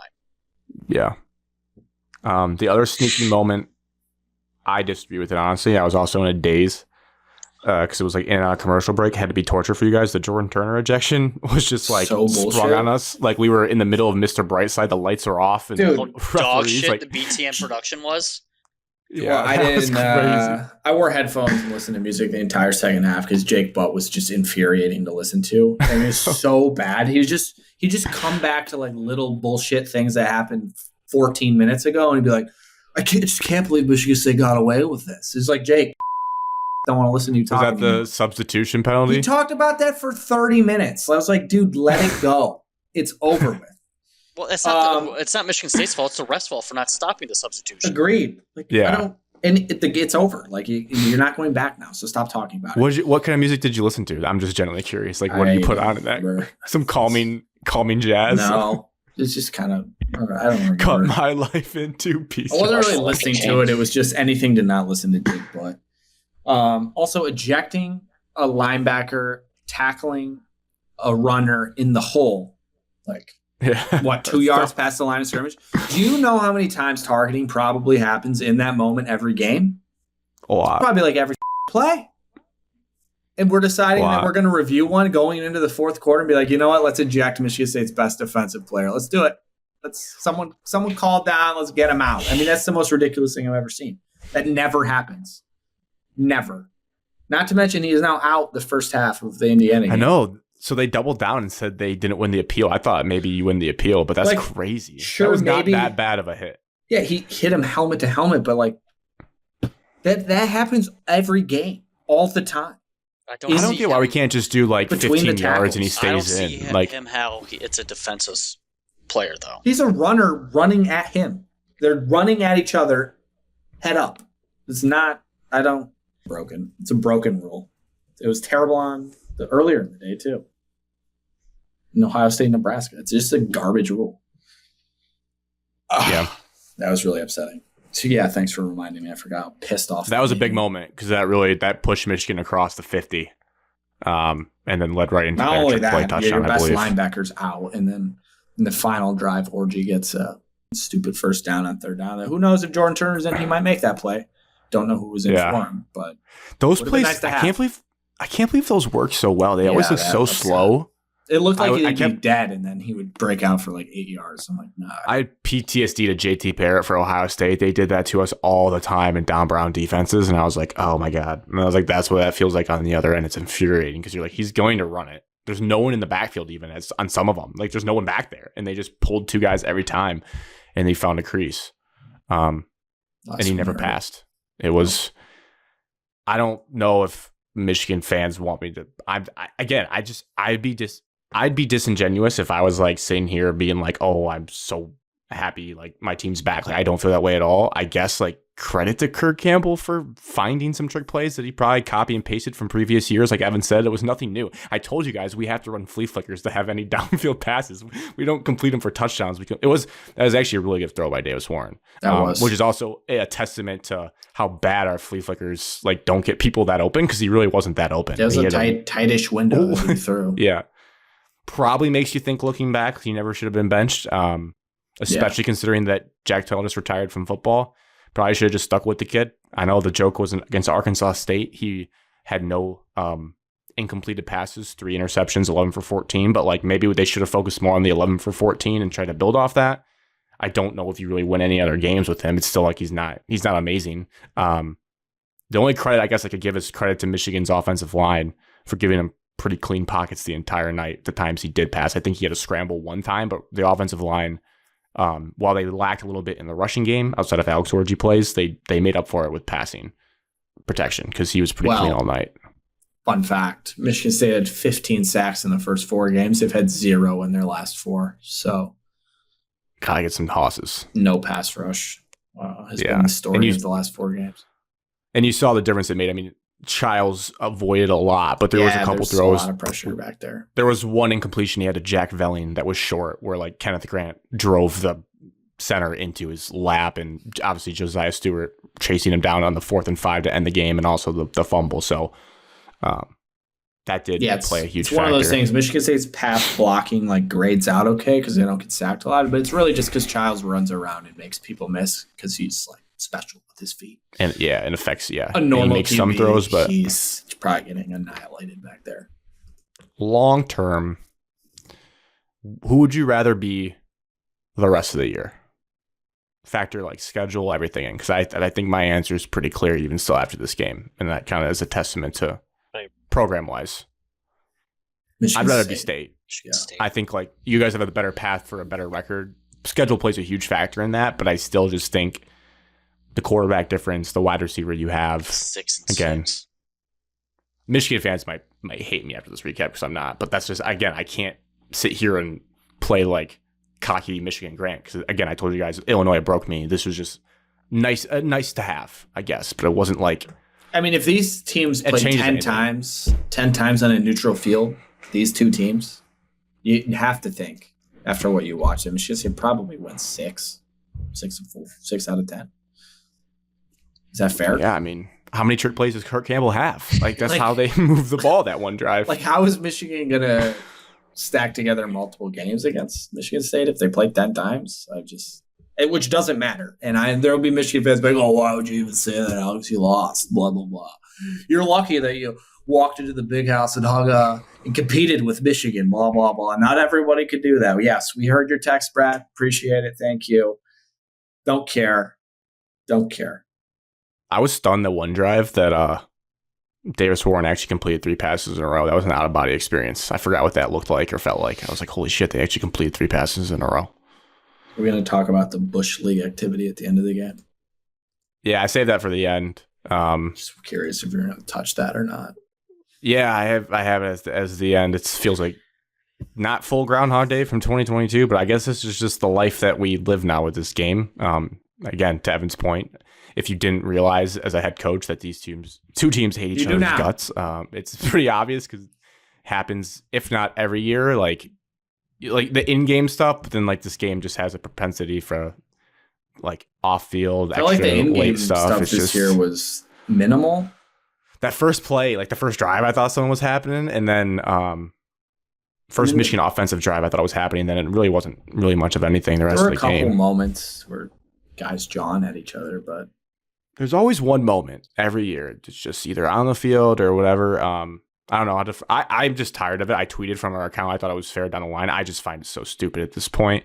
I mean, I understand people's perspectives from both sides that are complaining about it because obviously, like, 2 years removed from the 2022 stuff. And I listened back to a little bit because I was like, I wonder, like, our reactions to that because I didn't want to be hypocritical by any means. I think we all said the only person that really deserved anything from that was Crump, who swung his helmet. Like, once he crossed that line, that's a little bit different than pushing and shoving.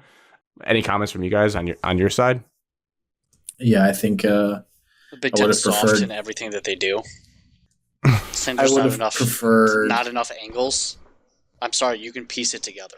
How about you interview some people? I'm sure they did. Whatever, I don't give a shit.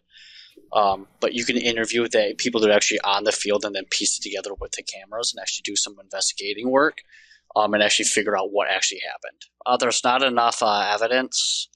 That means you're soft because you're afraid to take down one of your top universities in the conference. You could have just said that. Say, hey, we're not going to do anything because Michigan's involved. We need Solari out there. We need him boots on the ground like 2022. if Solari's not in the middle of that, I thought about that. I was like, where was Solari when we needed him, when people are around the ground? I would not have cared whatsoever about the Big Ten ruling and whatnot, which I really ultimately I expected there to be nothing because that's just how it goes. Just knew that would happen. But the way Michigan acted in 2022, going to actual charges and yada yada for the whole tunnel thing, whatever, it all happened, it's all done with. All the charges were acquitted, yada yada. If all that extra bullshit did not happen, I wouldn't be disappointed in what I saw on Saturday. Yes, Michigan State helped start that scuffle or whatever you want to call it. I 100% think Colson Leveland was running his mouth, and then he did throw his helmet into him. And then, yes, whatever. That happens. Not that big of a deal. Would have all been fine. And then, Michigan's entire team, and then Michigan State has like 6 people, and then whatever happened in the middle, I don't know, stomping or not, yada, yada, the whole thing. Don't care. All of that would have been fine if in 2022, Jim Harbaugh and Warden Manuel didn't have a press conference crying, saying people need to go to jail, blah, blah, blah. My players were harmed. This whole big thing. And then when it happens to Michigan State, allegedly, unknown, Big Ten claims nothing happened. Michigan State's not allowed to be upset, not allowed to say anything, and we'll just be quiet and be good little boys like we're supposed to be. It's very hypocritical. It's very dumb. It's not fair to the university. Not fair to the players, not fair to the staff, but it is what it is. The staff member got freaking stomped on for no reason. Yeah, it's not fair. I mean, Haller himself said that he didn't want to press charges or anything, which I agree. But yeah, it's easy to be annoyed by it just because, you'll go on Twitter and Michigan fans will be like, Michigan didn't do anything. Michigan never does anything. Michigan State always starts the fight. Michigan State's always trying to fight us. Michigan State can't come to the big house without trying to cause trouble. And the reality is, in all of these situations, in most fighting situations, it's usually pretty 50-50. You can't just fight another person without them fighting back. It's just not how it works. So it's annoying. But yeah, I'm glad it's over with, and I hope it doesn't keep happening because it just pisses me off for 2 days afterwards, and I don't need to be extra pissed. Damn well disappointing coming from within the programs. I appreciate Sharon's comments after the game. He didn't cry like a little baby like Jim Harbaugh did. He said it was unacceptable and won't happen again, so I can Sharon knows that he's in the wrong. That's why he would say that.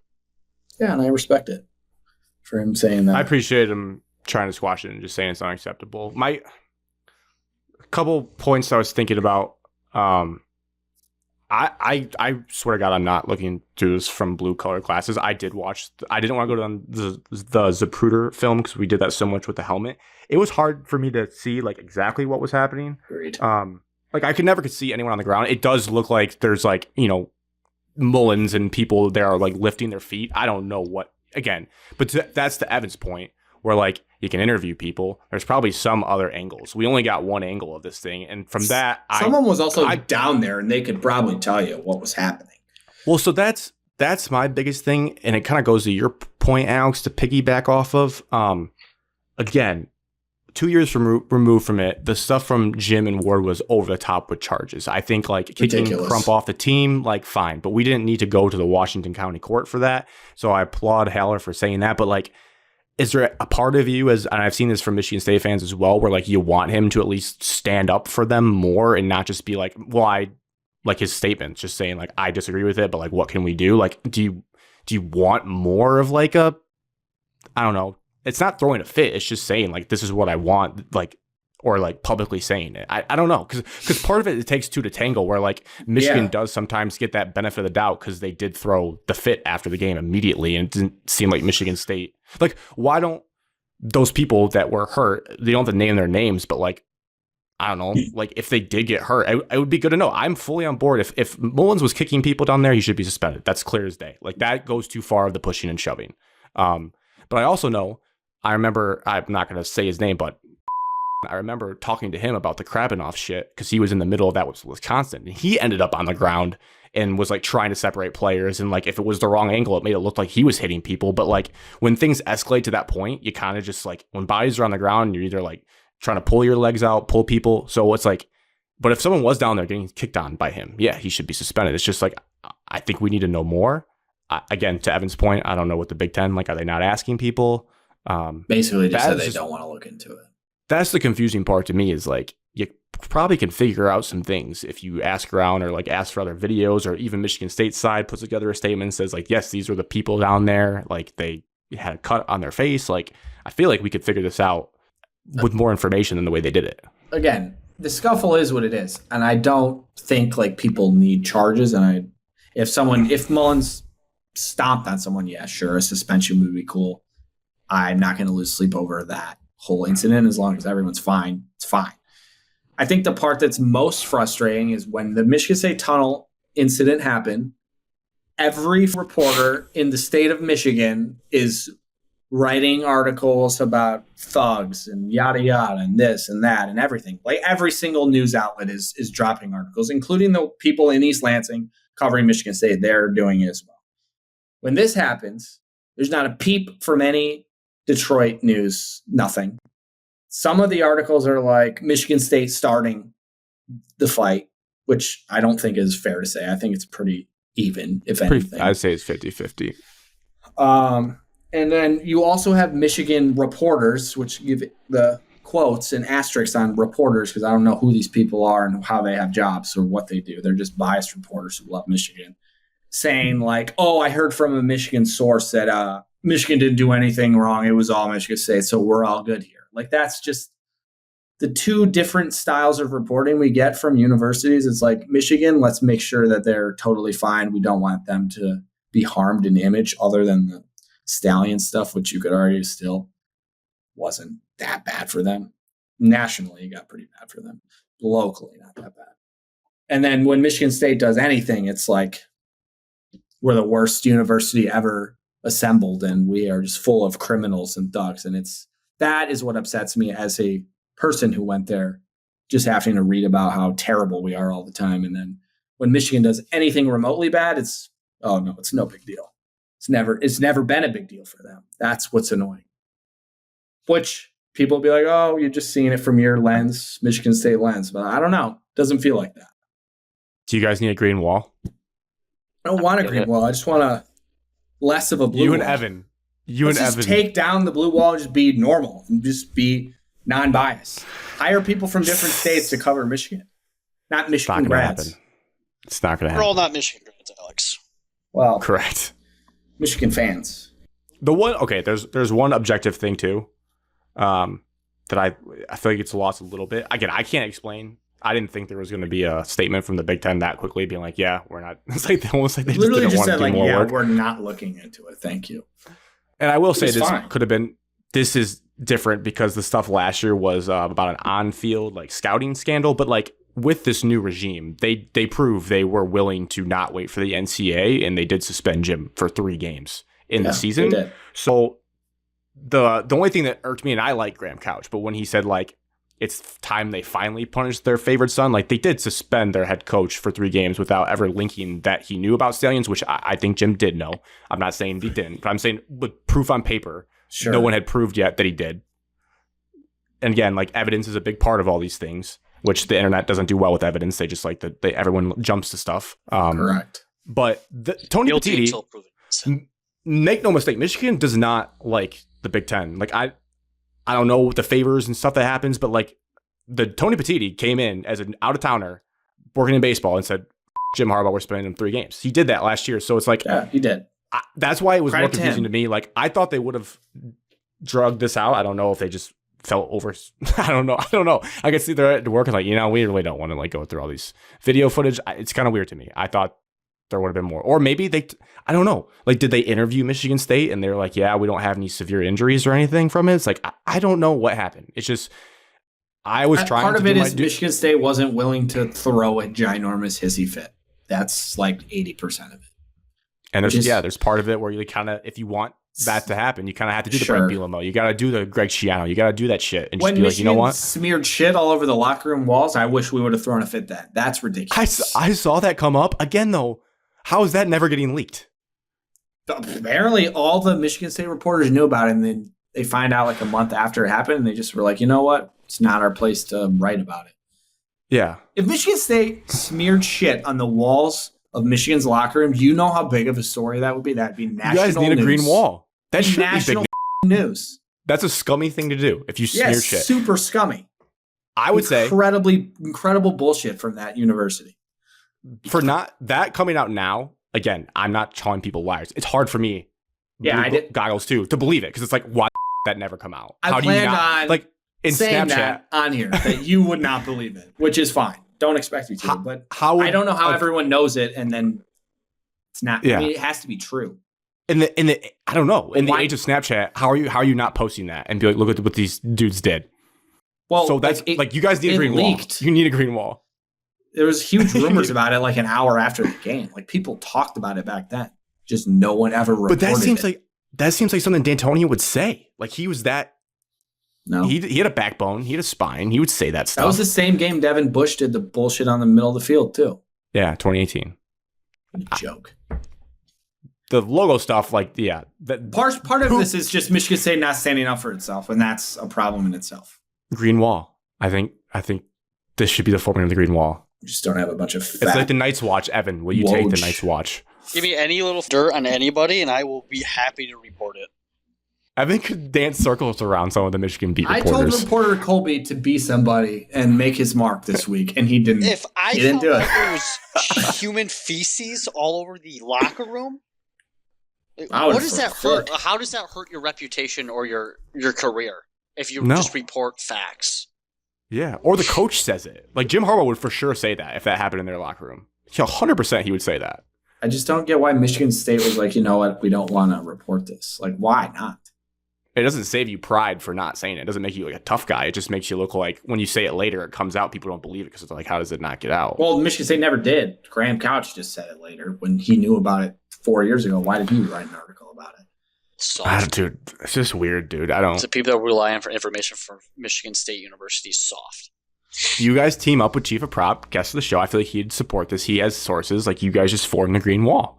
The problem is Michigan's writers are like Michigan fanboys. Like, they're obsessed. And they have a lot of time on their hands. And they're just like love Michigan. They're not good at reporting or journalism. They just love Michigan. We can have some good. Our reporters are like old people that are like trying to be very serious about everything. Have families. That's the difference too. They probably got families. They got obligations. They can't be breaking down some Pooter film. Joe Rexroad, was he still in East Lansing at that time, or did he already leave for Nashville? I think he left. He would have been there. 2018. I think he left. That was a crazy little nugget. College. Joe Rexroad was really good. I liked him. There was a lot of nuggets. There was a lot of nuggets. Like from if things. he knew on his way out, boom, I would drop that ball. Be like, ah. On my way to Nashville. Shit on locker room. The other stuff that got traction. I don't know why Fox College Football deleted the Colson Loveland interview. What's that blue wall about? That's a crazy. They deleted the social clip, which made no sense to me. Like, it got a lot of traction. Michigan side was like, take it down. Yeah, dude. I thought that I had respect for Colson Loveland. I have zero respect for that guy. Well, he came out and apologized for his comments, I think, today or something. Did he? Like that. After the game, he said, "I got carried away." At the end, it's big of him. He also was just in the fight. I'm gonna be honest. I can't. They should not have interviewed him in that moment. Maybe that's why I'm probably a Michigan fan. The difference with him though is because he went 3-0 and he scored more touchdowns than Michigan State in those games. Talk combined. Crap. Yes, it's just it's a terrible look by Fox to interview him after he is the center of that dust up, and then you're like, you know what? Let's talk to him. He's probably not all jazzed up after that. You also go from Davis Warren, like the most humble kid before then, talking about how he's just grateful to have another chance. And then you go to Colson Loveland, who's just and he was good. It was the last question. It was the last thing she asked him was about the thing. And if she just she did her job. She got a viral clip, and he did give Bilton. The way he said it just pissed me off to no end. The only thing about the Loveland stuff still, it got mixed reactions in the Michigan chat too. It wasn't loved across the board. Friend of the show Cam was like, "That's so stupid." He said that. Like, we're 5-3, buddy. Yeah. Also, yeah, both teams not great, mid-average teams. It's fine. It's a rivalry. I mean, he deserved. It's part of the rivalry. He's 3-0. He never has to play him again. He's on the way out. It's like what Chase Winovich did. Same sort of shit.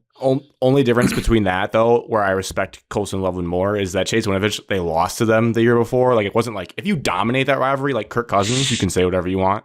But, like, if you're, you lost the year before and you're on your revenge tour, like, you don't need to throw in little brother. You can just say it's your revenge tour.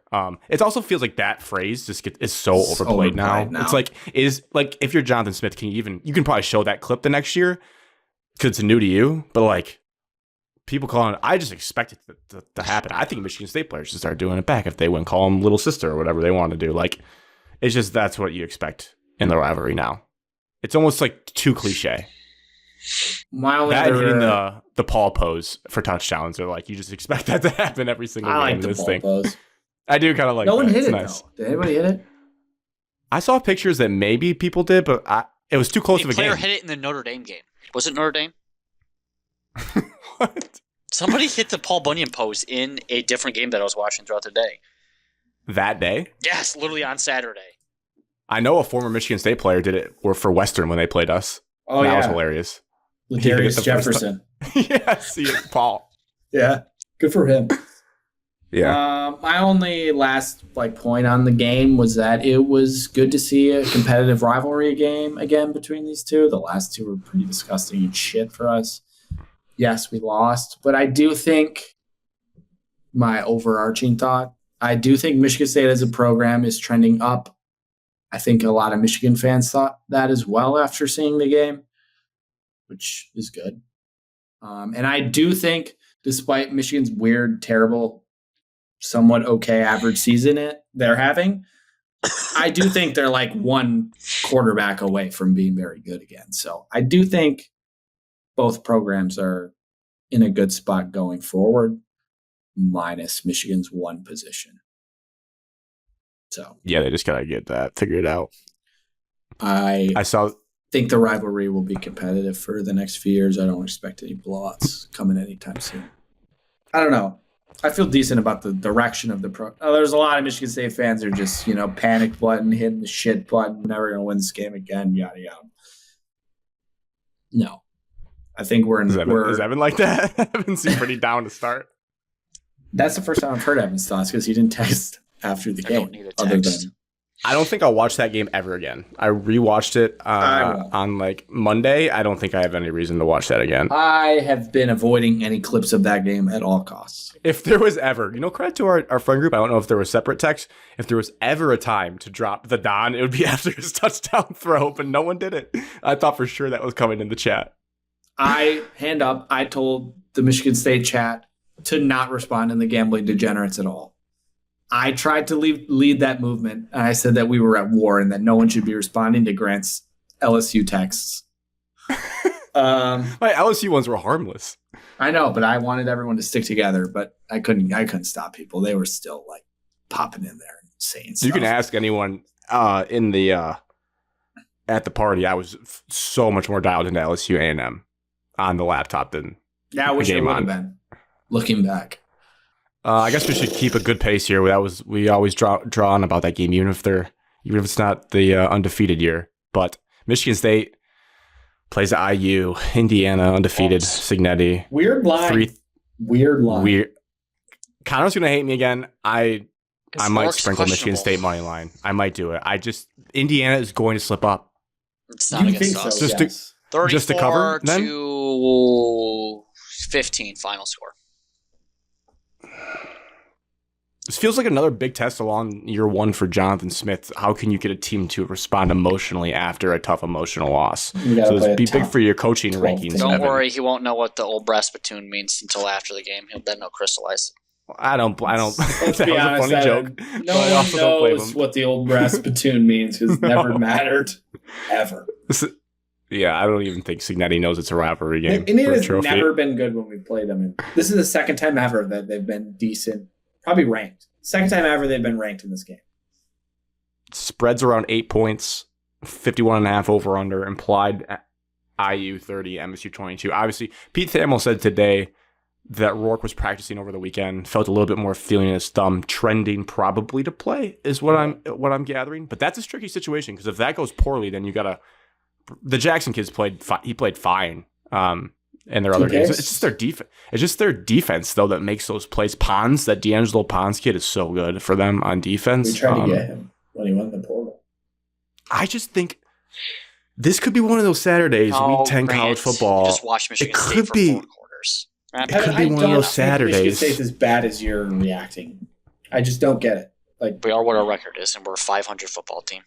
Agreed, but we're not terrible. You're making it seem like we're sinking back to last year's team. We're nothing. But Alex, you said we are a turnover team, so we're going to have at least one turnover. We will turn the ball over. Yes. That's part of who we are.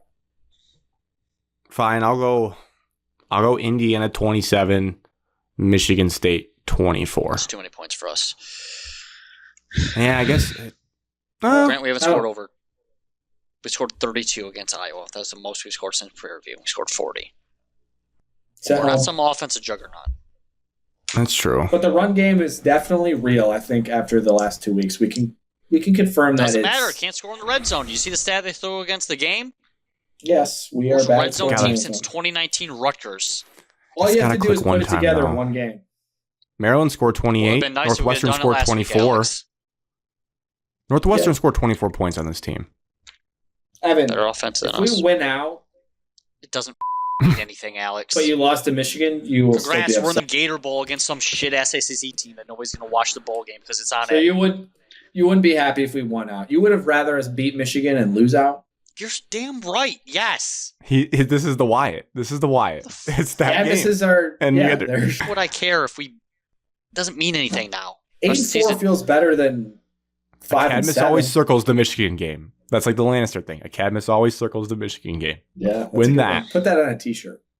Yeah. I will never wear it. It's the only game circled on his calendar. It is. Dude, I could just see a path to you guys winning this game. I can see Michigan State coming out and competing in this game. Yes. First road Competing test. is different than winning the game, Alex. I didn't say they were going to win. Chill out. It's true. It's a true statement. First real road test for Indiana. We're losing by 2 scores. That's an interesting statement to make. Checks out. Northwestern, UCLA don't count. First real road test for Indiana. Spartan Nation, we need you to show up and get loud. 3:30 kick. Need you to be there. Good thing the student tickets as low as $24. Students will not be there. The upper deck's going to be wide open once again. Why will the students not be there? Why? They couldn't even sell out the Iowa homecoming game. The whole upper deck of the student section was open. I don't give a shit if you were on break or not. You don't go home anyways. People do. That's why. That was fall break. Soft. That is soft. And I also bet you the upper deck is not full still.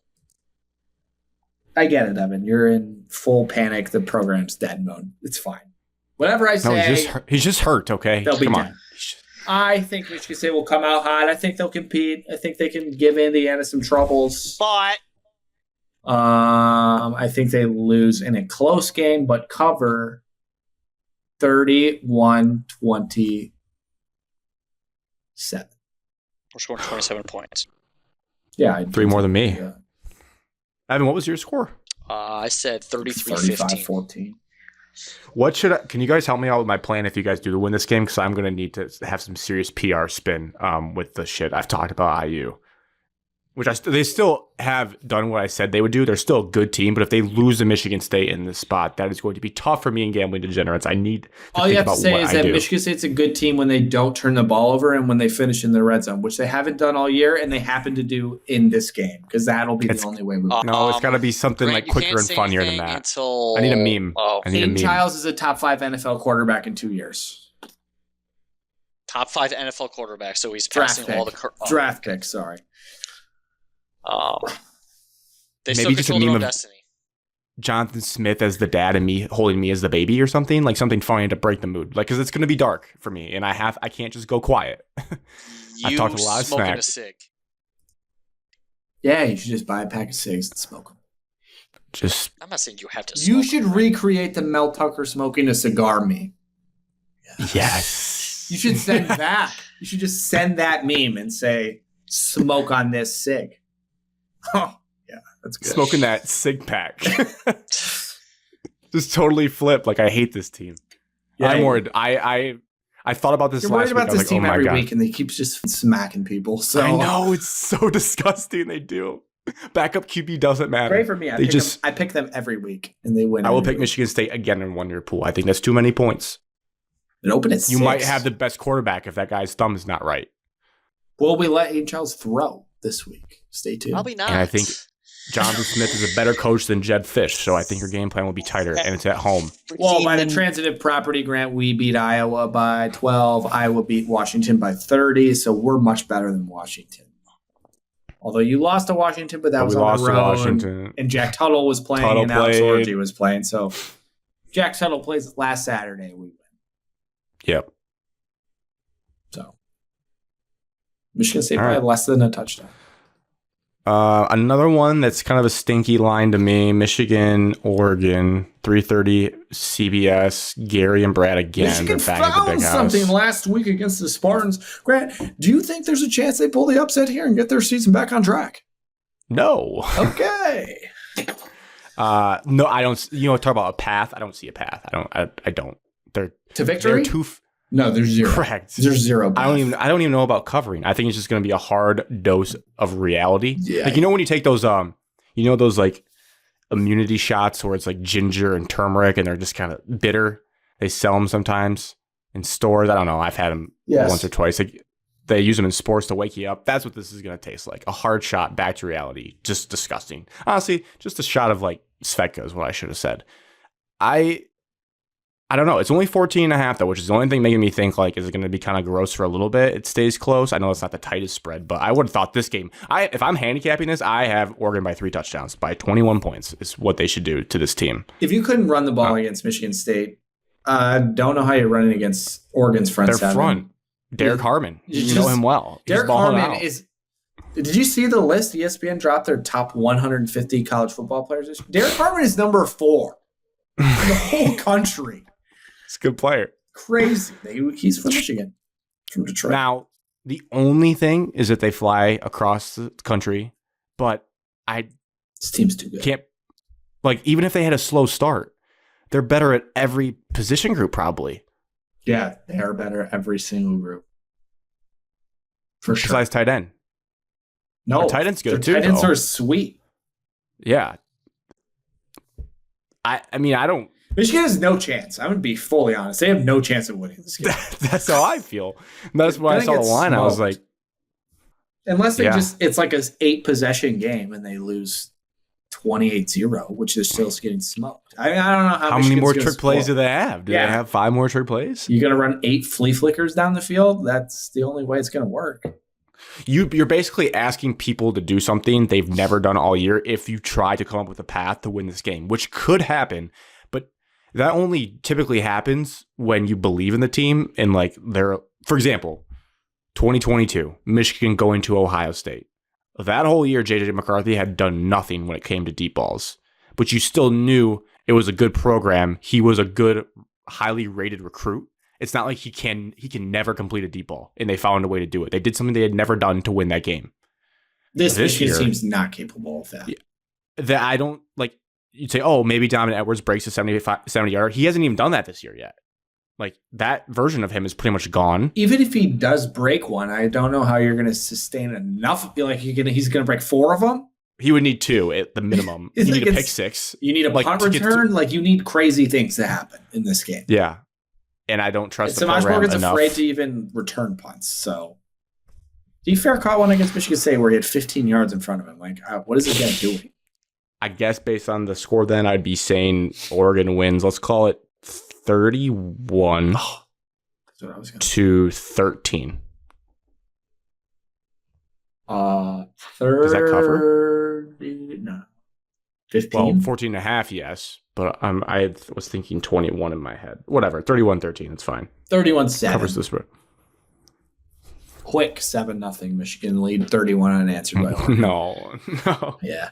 Don't do that, Alex. That's how I see it. I'll be watching your guys. I'll be more tuned into Michigan State. Are you guys at 3:32? Indiana, probably. Yeah. It's like one of the first times they ever put us at the same time. Gotta go 2 screens as well because it's Peacock, so no flipping back and forth. Oh. Sucks, kind of.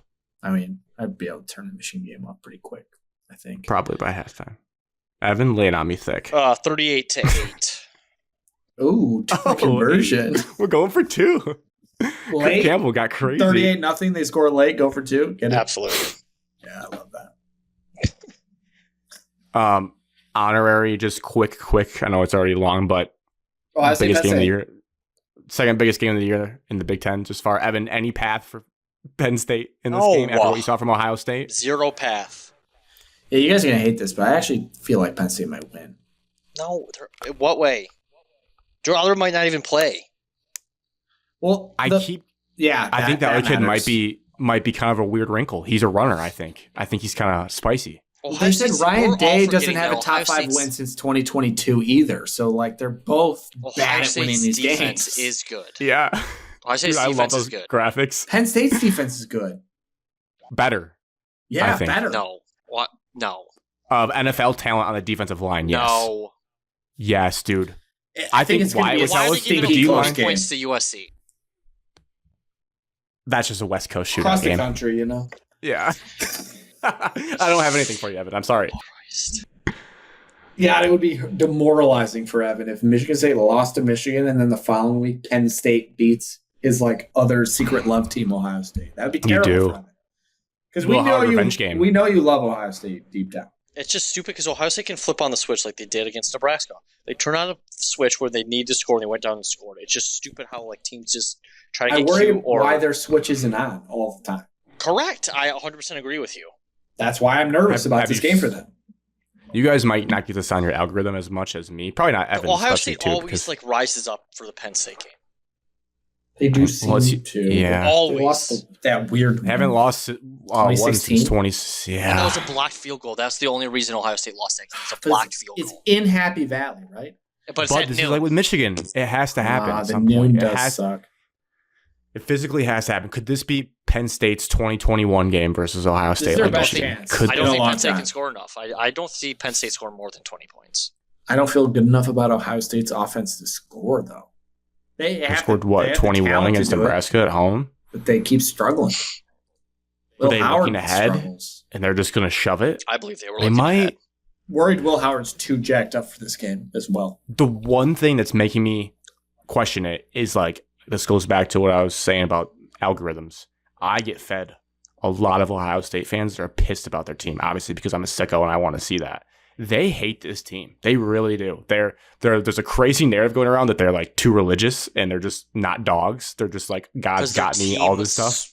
Does their own Bible study and is raising a huge campus culture of respecting God and having no meaning for life. God, these Ohio State fans do suck. A lot of fans don't like that. They are throwing clips up of JT Barrett saying, like, we got to smack him in the mouth. Like, this is what a leader looks like. And not like, they also said the players that seem the most upset about performances are Caleb Downs and Will Howard, saying that the transfers are the ones who care the most and not the guys that have been in the program for 3 years. They are one loss away from this fan base just absolutely crumbling, and that would make me really happy. I can't even lie about that. Would they miss the playoffs if they lose this game?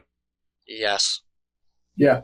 They would not play in the Big Ten championship game. They would have no good wins. None. Unless they beat Indiana. It's hard for me to believe because they'd have to fall all the way to 13th pretty much in the country by the end of the year. If they lose, would they play Indiana right after this? No. Not necessarily. Purdue. They don't have to fall to 13th. By the end of the year, they kind of do. In the committee's mind, they have to be 13th, Power 5, right? It gets to jump them. Power 5 team, boom, already jumps, even if they're not in the top 12. Right. The non-Power 5 team, already in. So they gotta be a top 12-ish team. So Grant, I'm saying like the other 4 teams. So there's 4 conference winners, and then they have the Power 5, so 5 teams. So are they the top 7 teams? 7 at large. 7 spots. Yeah. Well, but right now Notre it feels like Dame's the conference one, winners so will 6 be at large. Or Penn State, if they would win this, they would get one. Like, yes, it would be very easy to quickly mark Ohio State's out if they lose this. I'm comfortable saying that. Georgia's in no matter what. I might have to bet Penn State money line and be. I don't want to root for either of these teams. Georgia's in the playoff no matter what. I hate losing to these teams. Besides the friends factor, I hate losing to these teams more than I hate losing to Michigan State. I despise these two programs. And I just don't know if I can bet on it. But I really kind of want Penn State to win. But it's like the lesser of the evils. Oh, my God. Ohio State program would be in shambles if they lost this game. They're already, especially after last week, they hate their team. They do. They haven't been super impressive. But at the end of the day, they should have beat Oregon. So. Yeah, true. I watched that back finally, and yeah, they should have won. That's what I needed. Okay. You know what? Not touching it, but not going to let myself think Penn State's going to win until I actually see it. They should have walked into Oregon and won. So it's not like they stink. They're a good team. No, you're right. Penn State's a bye week. They probably prepped for Penn State the entire bye week. Penn State's best win is Illinois. So they suck. Illinois is dog shit. No, sorry, they didn't play Pitt. They played West Virginia. Never mind. It's undefeated. It's undefeated. Shout out Pitt. Shout out Luke. All right. I'm going to roll with Ohio State then. Probably close. I think Penn State can win. Those graphics about those coaches, they give me PTSD to the Harbaugh graphics that we used to always have every single year about his record. No. I didn't realize the day stat. It's not the craziest long, but it's since he's lost his last 5 or whatever against top 5 teams. Since 2022. Yeah. It's only a year and a half. Yeah, I know. It's not like as long, but they've played a lot of top 5 games. It's Michigan twice. Georgia once. Georgia. Good teams. I don't really have. It was a cool win. I don't have a ton to say about the Lions. There's nothing on the Lions. They were just a lot better than Tennessee. Felt like a college game, I guess, is all I felt like I was watching. Didn't really have to even play well to beat them. They just handed it to us, really. They're just terrible. Laid over Tennessee. I did not feel bad. I did a little bit, Evan. I really did. I did not feel bad for Tennessee because I was scrolling through TikTok Sunday and I saw a TikTok of some poor kid made some the after TikTok. Final score or whatever of that Eagles and Lions game that we were at. Oh, like the 42-0, 48-0, 48-6 or something like that game. Oh, right after the Michigan game. Correct. And we were Tennessee Titans not that long ago, so I do not feel bad for any NFL team. Well, no, actually, that makes me feel more bad because I felt really bad for us that day. Yeah. I would hope the Eagles fans would have felt bad for us. I hated everything to do with the Lions. Yeah, it sucked. I know. Like it was a bad show. That was a horrible day. I mean, Calvin really quit football. Terrible day. I mean, what do you mean? Terrible. That almost ruined Kenneth Walker's game the day before. That's how bad that day was. No. I'm just kidding. No, not that bad. No, but it was bad.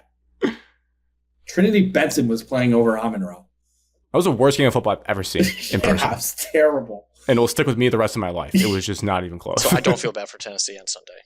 I felt bad for him when it was the start of the fourth quarter and it was 42-14. And Jericho didn't have to throw the ball. They didn't have to throw the ball 4 times on the goal line with Mason Rudolph. Oh, that was terrible. Terrible coaching, but goal line and they still had 1 timeout left. Yeah, no, I know. Idiots. Yeah. Here's also an idea. Let's not punt it to Khalif Raymond. Yeah, crazy. They just kept doing it. I wonder what the Packers will do. I'm curious about that. I hope they do. Next week will be a heavy Lions week. The only thing is the Packers game a little bit. 4:25 p.m. Fox. Detroit is like -3.5, -4.5 range. Over under 47.5. Implied is. I think the line tells you they think no right now. I assume it'll move closer to like 2.5 or 1.5 if they gets the green light. Can we get production out of our defensive ends in the run game and pass game? Pass game, no. Run game, are we trading for someone? It's too late. By the time they get to the Lions, it's Wednesday. Yeah, they can suit up. If it's a really good player, they'll suit up on third down splits. Special we need them. Rushing packages. It can't be hard to rush the passer. Yeah. I'm not trying to diminish what they do. But get to the QP. It's pretty simple. Go. Clickbait.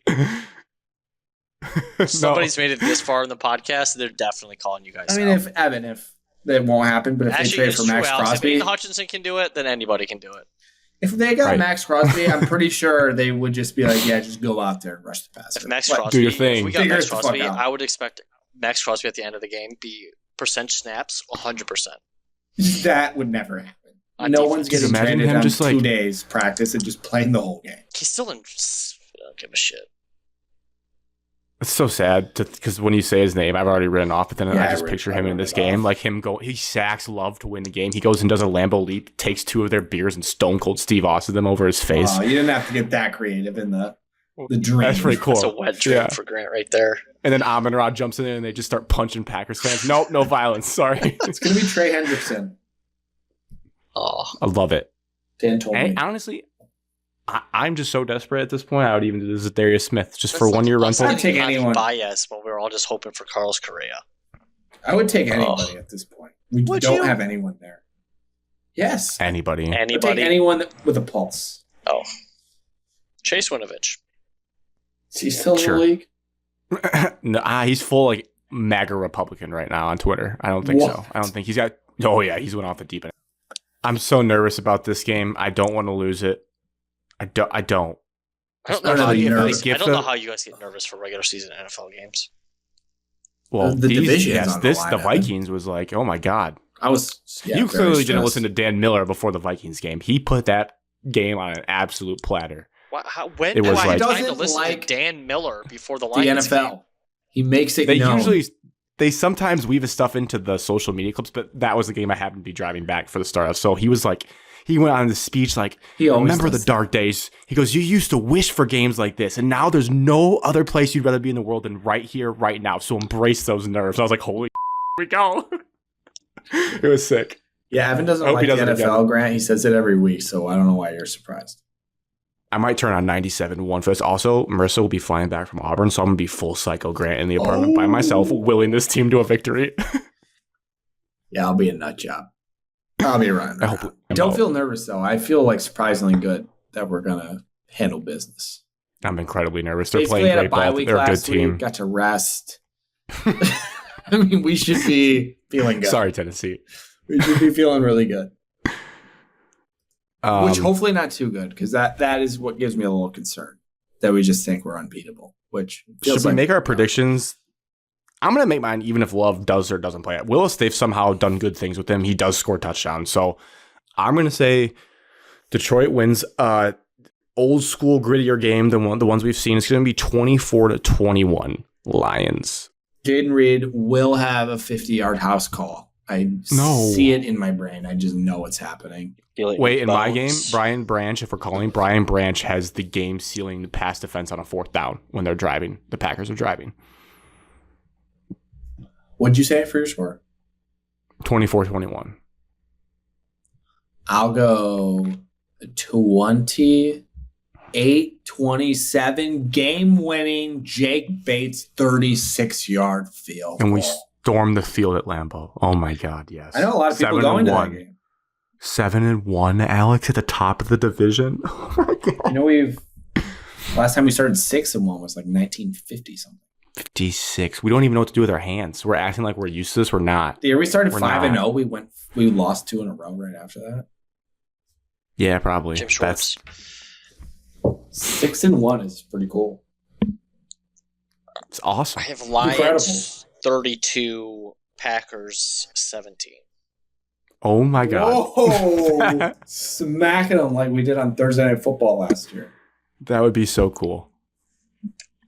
Do we don't want Jordan Love to play, right?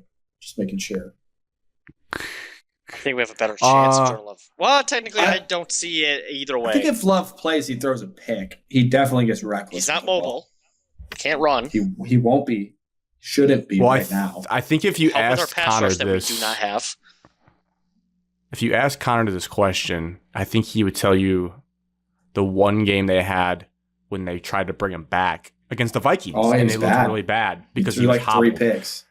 So if we get like 60-70% Love, I think I'd rather that than them game planning all week with Willis. So I think I'd rather have that. But if you're talking fully healthy and like good enough, it's obviously you'd rather have Willis play. Thanksgiving Jordan Love, or are we talking about current day? No, I don't want Thanksgiving Jordan Love.